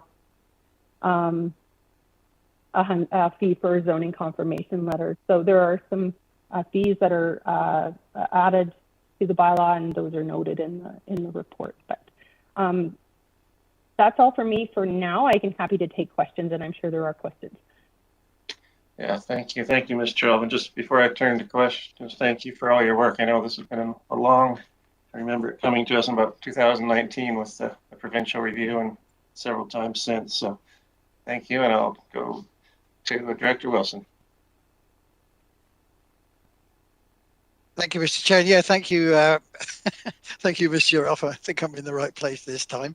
Well, I'll come back to the asset management bit, but just reading on page 2, this is the other question that I have here, is that as I assume that on page 2, it says on the section with development permits, based on input, blah, blah, blah. Okay.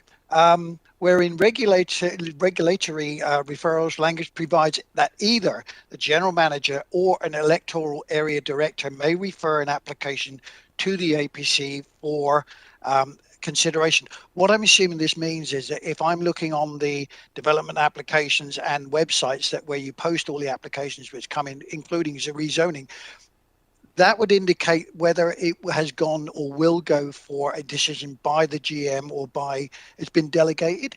And if that's so, if I see it there and I read it and I think it maybe should go to the APC, I could contact Land Use Services and say, I'd like this one to be looked at by the APC. Is that the way I'm reading that one correctly or not? Yeah, through the chair, that would be one mechanism I would suggest, and this is sort of a follow-up to Director Smith's comment earlier, is that really we need to for providing a little bit more information in those file opening letters, so you know exactly what the application is for when you get copied on the file opening letter. And so that'll be the that will be the signal to you the indication, and you know, when you look at that, you should be able to say, okay, is this something that looks like it might need to go to my AP session, and then you know we can have that conversation, or you know, staff would simply notify you that something would be going to an APC. Great, that clarifies that nicely. That's great. Thank you very much. Can we go back then to your software and the question I asked on whether there would be duplication and basically how you input into two systems here? Through the chair, I think I'm still wholly unprepared to answer your question, and that is because we are not at the stage yet where we've looked at procuring the software. I mean, certainly we want to have integrated systems. So I'm getting into maybe not my area of expertise completely, but we certainly don't want to, you know, be redundant in our information systems at the CVRD. And so we would look for integration where possible. And we do have members of the IT division who are involved in our development services modernization project, and will be involved in the procurement of the software that goes along with that. Yeah, good. And one more follow-up, please, Mr. Chair. Follow-up, one more. Yeah, I'm totally in favor of you getting the software that you need. I think this is great. And I think, as you say, it's been in the process for a long time. I remember speaking to one of the staff that's left, and he said at the time before he left, we need this. And I've said, I'm on side, spend the money if you got it, kind of thing. Getting a grant is even better. But basically what I'm trying to avoid here is the necessity of buying software which requires more and more staff and more. Basically, are you too busy inputting data than you are to actually getting on with it? I'll leave it at that. But thank you very much for your help there. Thank you. Mr. Chair, if I could comment on that, I will say we are actually already entering data. We're just entering it into a really big Excel spreadsheet. So, which is, as you know, a super cumbersome way of trying to manage a high volume of data. So we don't feel that it's going to add to the need for additional staff to manage the software. Okay, thank you. Director Morrison. Thank you, Mr. Chair. I've got quite a few questions on this, but I want to first through to Ms. Charles, because I was at a meeting this morning where the BC, I forget what the DAPR development approvals process review or something like that, but it's essentially the province is saying, you know, part of the rationale for not having suitable land zone for affordable housing is essentially paralysis by analysis. And so the province is giving us all the signals that they want us to streamline and move applications through our systems faster. And yet I look at some of the, and a lot of great remarks from the APCs, but I read through those and there just seems to be this, you know, exhaustive need for more and more information and the ability to go back on professional reports or MOTI referrals and this need for almost as complete an application as we end up getting here at committee when it's referred to them. So can you help me to understand if we, it seems like it's one end we've got the streamlining that the province is nudging us towards, and yet at the other hand at the grassroots level, and I'm not saying in all electoral areas, there seems to be this insatiable desire for more and more information, more complete files or referral files. Those are two very different approaches to getting development done. So any comments on that? So through you, Mr. Chair, I think that there'll be further opportunity to discuss this issue as we move through the development services modernization process.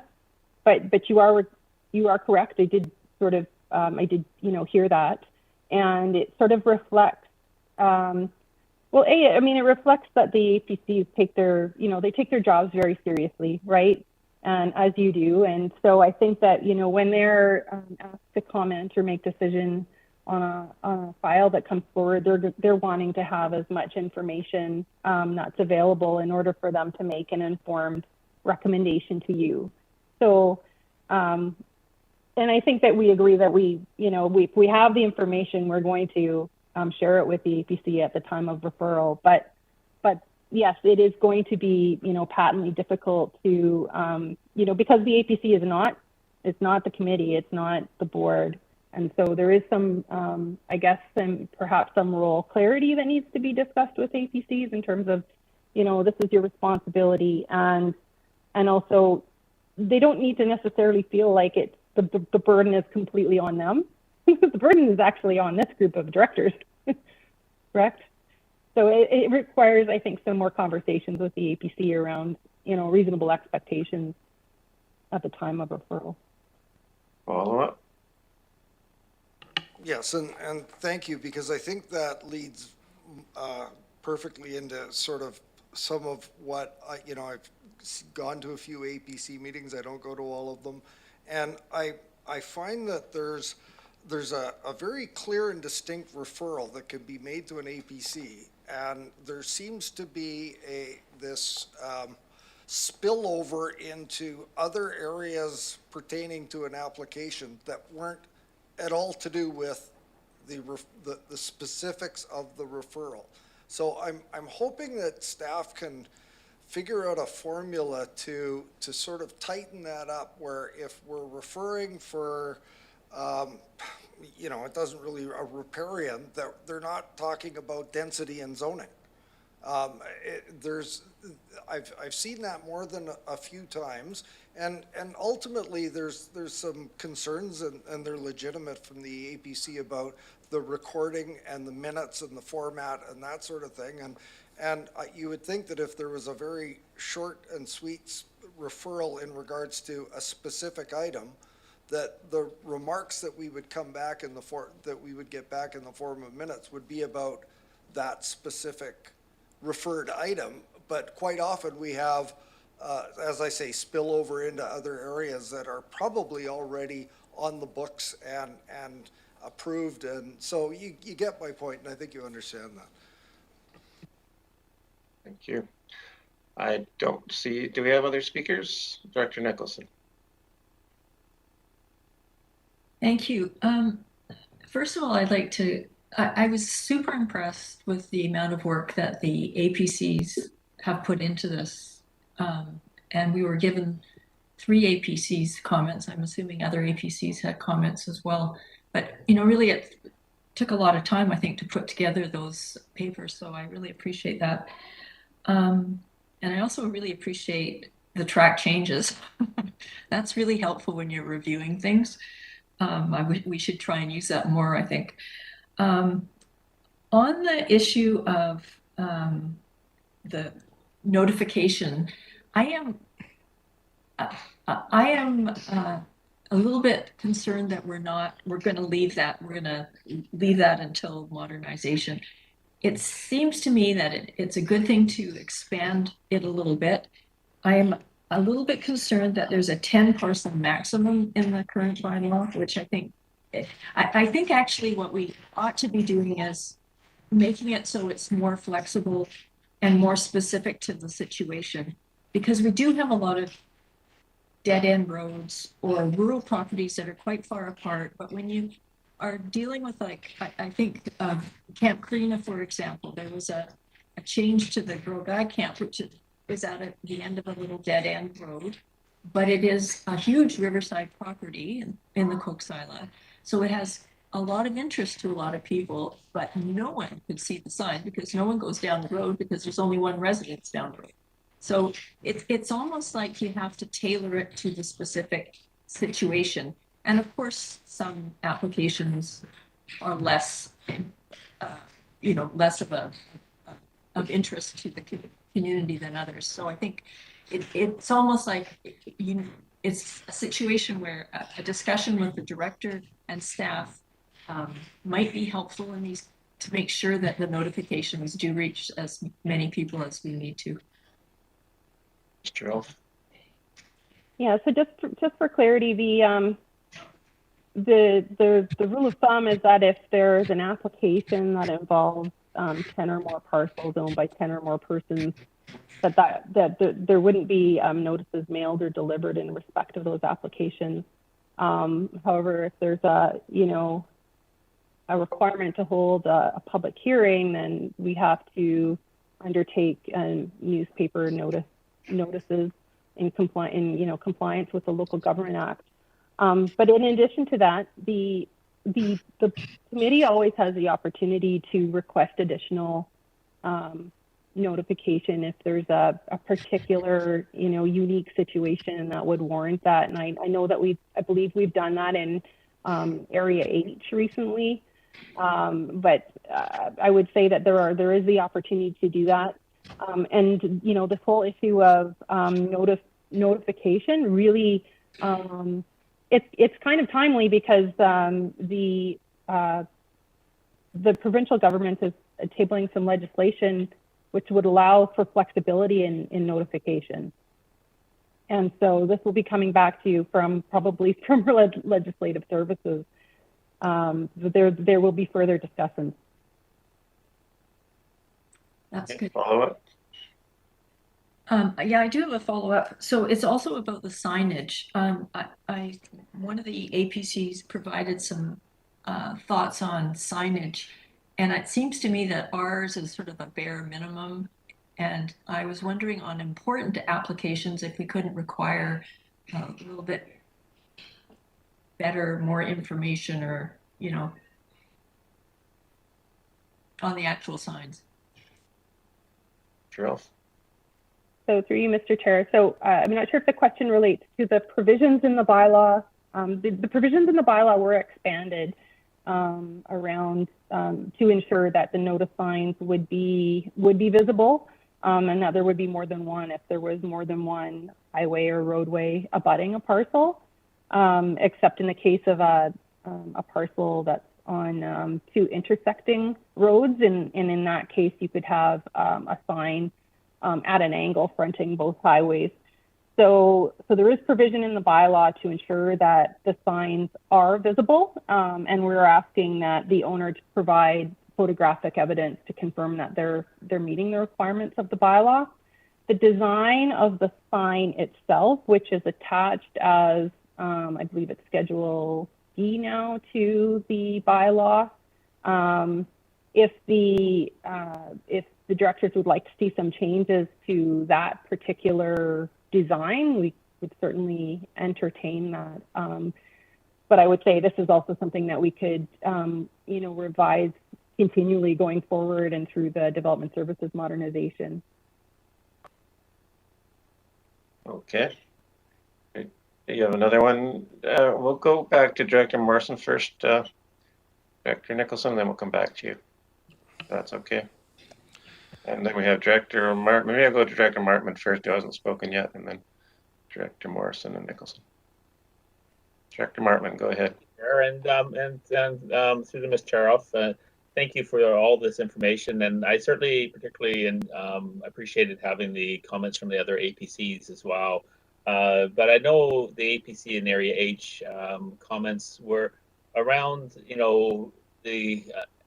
the part of delegation is being something that they had not particularly. They had concerns around.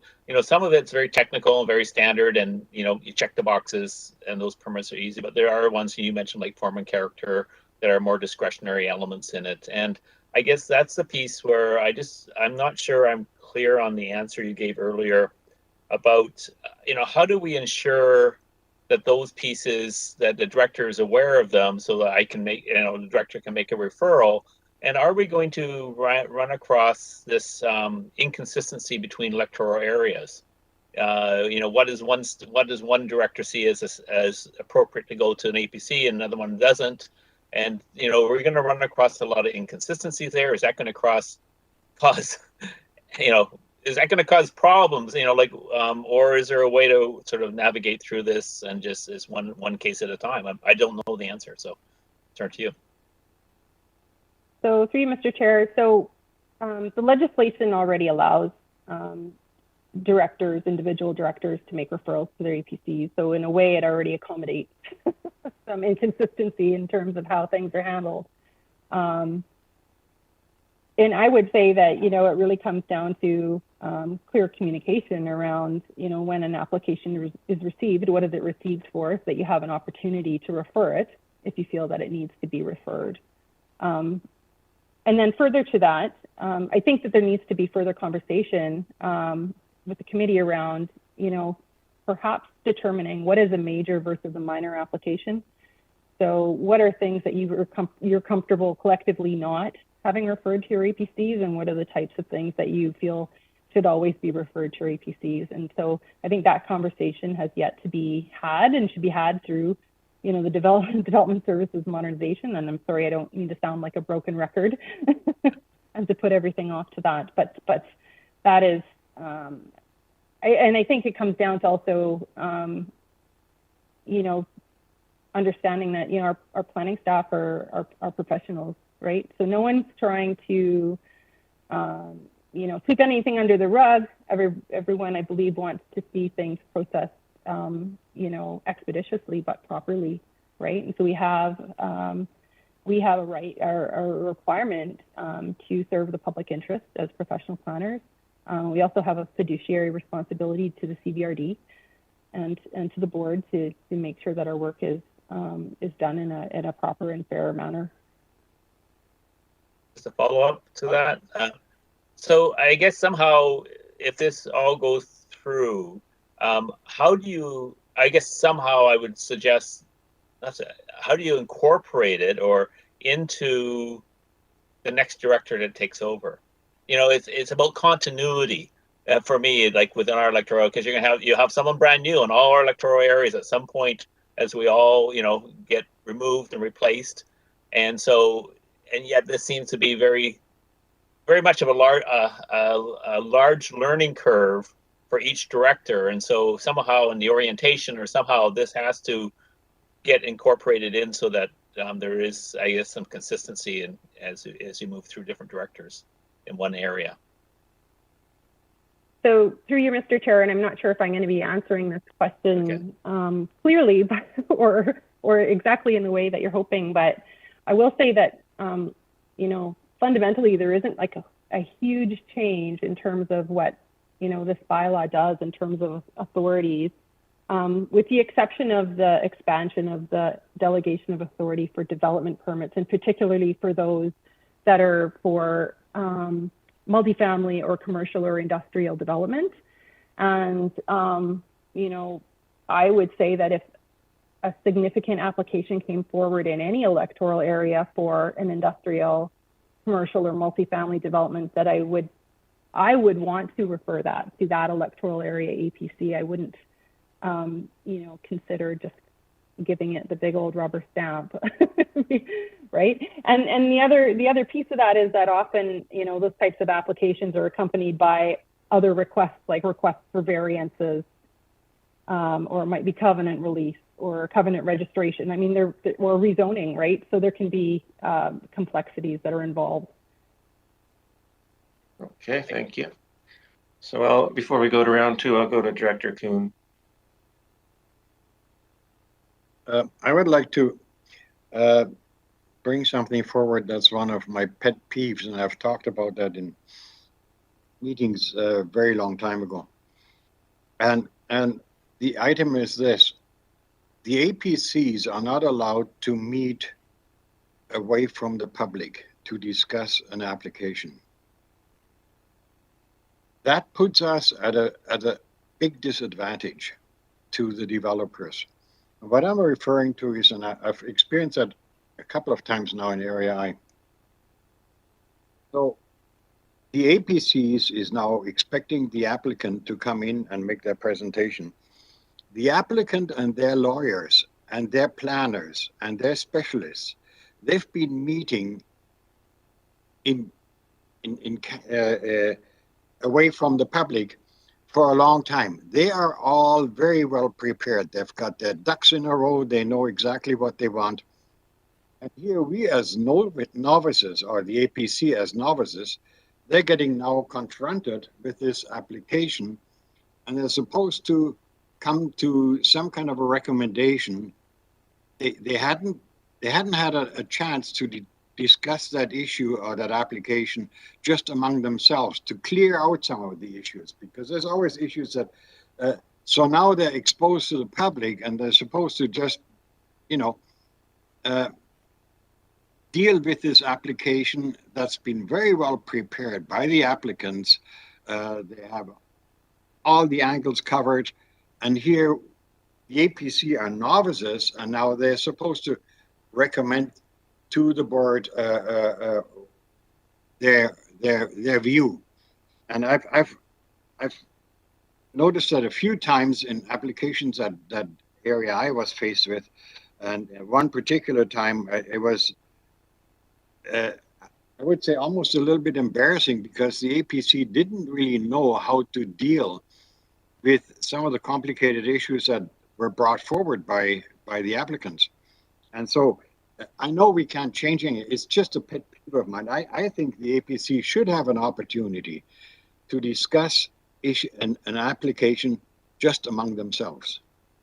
And then maybe it should be the applicants should make their presentation, and then the APC would be prepared to ask pertinent questions, because if you're confronted with a fairly complicated application, you don't know what questions to ask.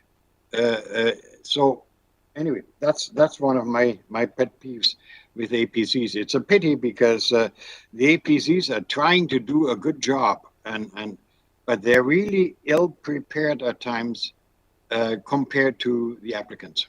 So that's all. Well, Director Kuhn, it sounds like your question would be, is it possible for the APCs to have a meeting ahead of the actual meeting? I don't know, Ms. Charles, if you wanted to.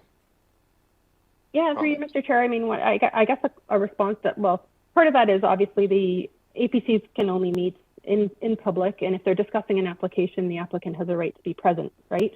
But that doesn't mean that their APC meeting can't be structured in a way that the staff don't prepare the initial or provide the additional, or I'm losing my ability to speak. The staff could present the proposal and explain what the proposal details are, and if there's any kind of, if there are legislative components to that, staff should be explaining what those are in advance of the applicant being invited to speak. But that couldn't be done at an APC meeting. Like, it could be done with individual APC members, I imagine. But from what I understand, the APC can't really get together with staff, or staff attend an APC meeting without the applicant having a right to be there. So that's where my beef is, because that puts the APC at a disadvantage. And I'm only talking about large, complicated applications. I mean, and normal applications, that's not an issue. But if you're faced with a large, multifaceted application, it is difficult for the APC to come up with a proper stand. Anyway, that's it. Okay, thank you. So I will turn back to round two. I have Directors Morrison and then Nicholson. Director Morrison. Oh, sorry. Do you mind, Director Morrison? I'll put Director Smith in there. I keep getting. You haven't spoken yet, so go ahead, Director Smith. So I just have a couple of areas where I'm sort of looking for clarification. Under Part 1 definitions, it says general manager or CAO. So the general manager of land use has qualifications that for signing off on the development permits. And a CAO may not have those qualifications. To sign off on a development permit, should it not be someone, so should it not be staff that's qualified in land use? And I was just wondering about that, is one, and maybe you can answer that. I have a couple more little clarifications. Okay, we're doing one follow-up, but we'll go to Mr. Mr. Ross. Chair, so the way that, and maybe it's not worded clearly, but, and we can look at this, but the way that the definition reads is that the general manager is a person employed in the position of general manager, or a person who's been appointed by the general manager or CAO to perform the duties of the position. And the responsible general manager or CAO appointing somebody to the position will have to ensure that they can discharge the duties and have the professional qualifications to discharge the duties. Follow up, Director Smith? Nope, another question. In continuing down to the strata conversion, it says there that the removal of these applications are rare. So if we remove it and then we have an application, even though it's rare, where does it fit in here? So through Mr. Chair, so there was, I think I might have mentioned this before a long time ago, back in the 1980s, I believe there was a resolution of the board to delegate authority to the, it would have been maybe been the manager or director of planning at the time to approve applications for the strata conversion of existing buildings. And so the recommendation earlier with the initial version of this bylaw was that the that delegation of authority be included in this bylaw. And I've since recommended removing it because we have so few applications that will come forward where people will be requesting that an existing building be strata titled. So if we get that type of application, it will come to the board for decision. Okay, thank you. So Director Smith, do you want me to put you on the bottom of the list for follow-ups? Okay, great. So thanks for your patience, Director Morrison. Thank you, Mr. Chair. Through you to Ms. Chirolf, and I think they're two fairly short things. When I was first elected, we had pretty specific referral guidelines for what went to APCs and what didn't. And if it was in your electoral area, it went to your APC. If it was on the border or a boundary or a significant geographical feature, it may be referred to the neighboring APC. But I'm wondering, do we have that kind of specificity in that that you know you're going to have the area of origin or where the file is will have preeminence, and I bring that up because I've seen at least a couple of occasions where there's been, as mentioned in the report, the competing input that are maybe not, they're opposing input on a file. And I've seen the 10 recommendations from an APC that it isn't even in that area, and one recommendation from the APC in which the file is located, and it's we recommend that this application proceed. But that's a footnote to the other information and recommendations. So I'd like some specificity. If it's on the boundary, yes, and also can can a director that's not even a neighbor or contiguous recommend referral of a file to an APC that may be in a different sub-regional area, and is that something that's allowed under this? Second question is, APCs need to have a method of hearing back on the disposition of a recommendation, and have we got that figured out yet? I see mention of it, but that if one thing I've heard from all the APCs, we give you guys input and then we go quiet and they don't hear anything back on it. I think they deserve to hear what's happened with their recommendations. Thank you, Mr. Chair. So on the first point, the piece about referrals was removed from the development procedures bylaw because referrals need to be dealt with under the APC bylaw. So the draft APC bylaw that you considered earlier does have some language around referrals.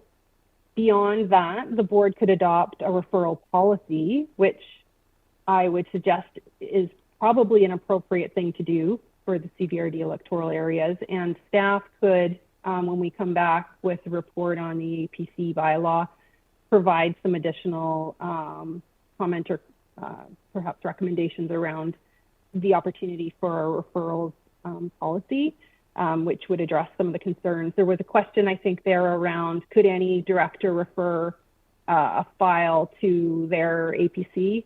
I believe that the Local Government Act is sufficiently worded to allow that. I believe it says a director can refer any planning matter that it believes is significant to their, paraphrasing of course, to their area.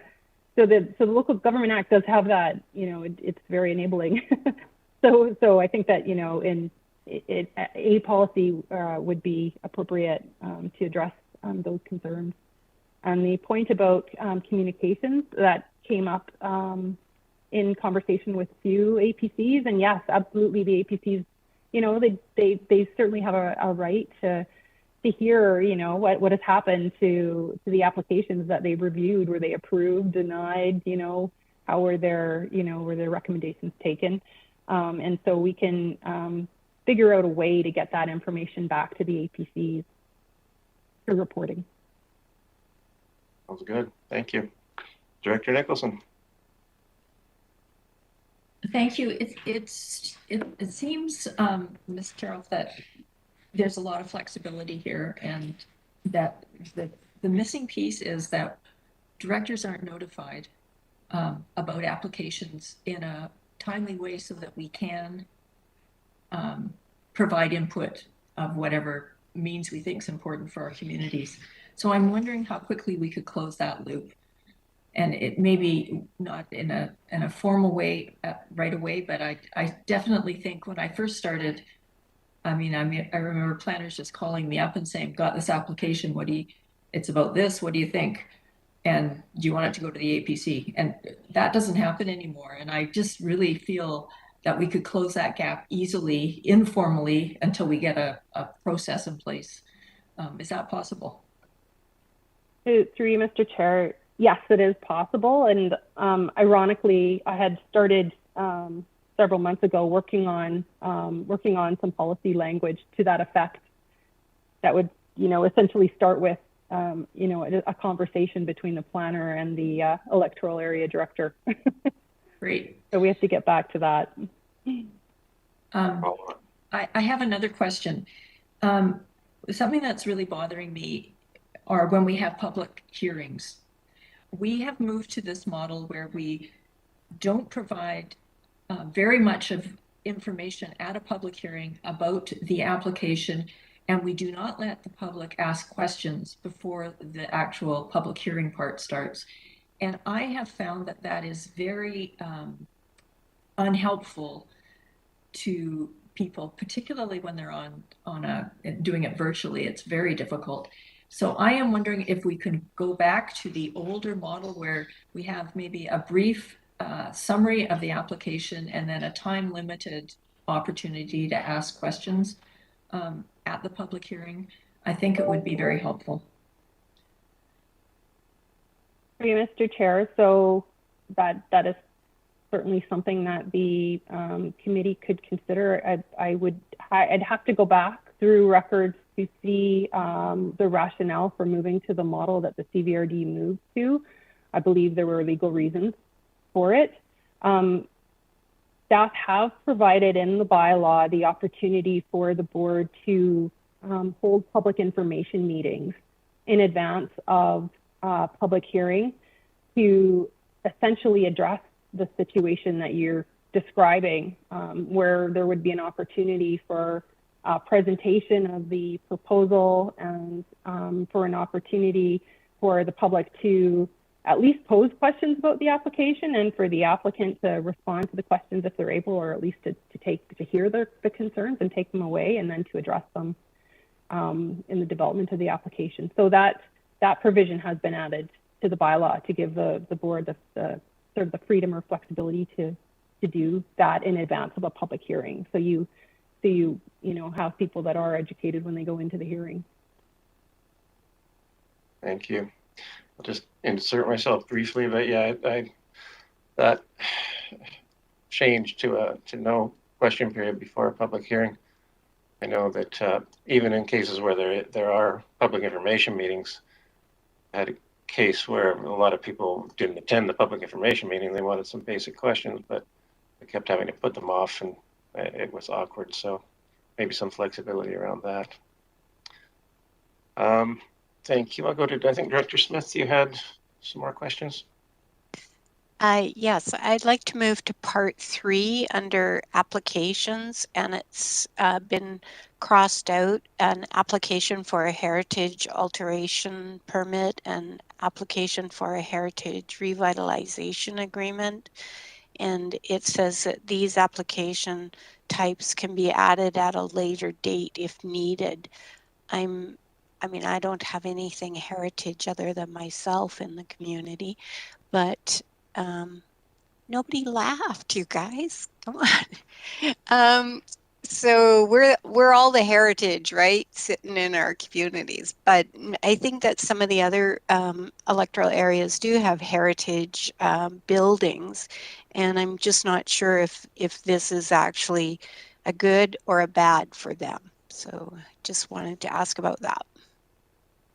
So through you, Mr. Chair, I debated keeping these in, and the reason that I've removed them is because we don't currently have these types of applications, because we don't have heritage conservation areas that have been established within the CBRD. So if the board establishes heritage conservation areas, then you'll need to have provision in this bylaw to deal with applications under those bylaws. And so in a heritage conservation area is similar to development permit area. So if somebody's wanting to do something in a heritage conservation area, they need to apply for heritage alteration permit with some exceptions. But the CBRD doesn't have that, has not implemented that regulatory regime. So at this point in time, it's not necessary to identify those types of applications in this bylaw. And there is procedure, or there are provisions within the Local Government Act to deal with sites that might, or buildings that might be listed on the Community Heritage Register, which we do have. So there are provisions already in place to deal with potential changes to those sites or buildings. Great. Okay, so seeing no further questions, last chance. Ms. Harrison, has this been moved? Can't remember. Thank you, Mr. Chair. It has not. Okay, so I'll need a mover. Moved. Thank you. A seconder. Seconded. And seeing no further discussion, I'd like to call the question. All in favor? Opposed? Motion carries. Thank you. Okay, thank you. Ms. Harrison, what is the next item on our agenda? Thank you, Mr. Chair. The next item is unfinished business. We have none. New business. We have none. Question period. I do have one applicant. I've just sent them another invite because they got dropped from the lobby. So okay, they should be joining us shortly. Okay.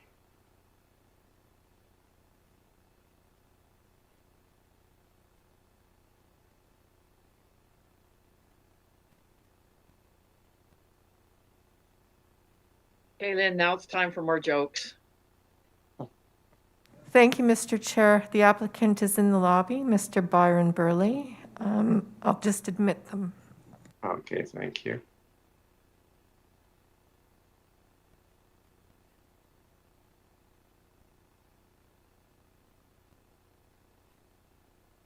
Okay, welcome, Mr. Burley. Can you hear us? I can hear you. Thank you. Right, okay.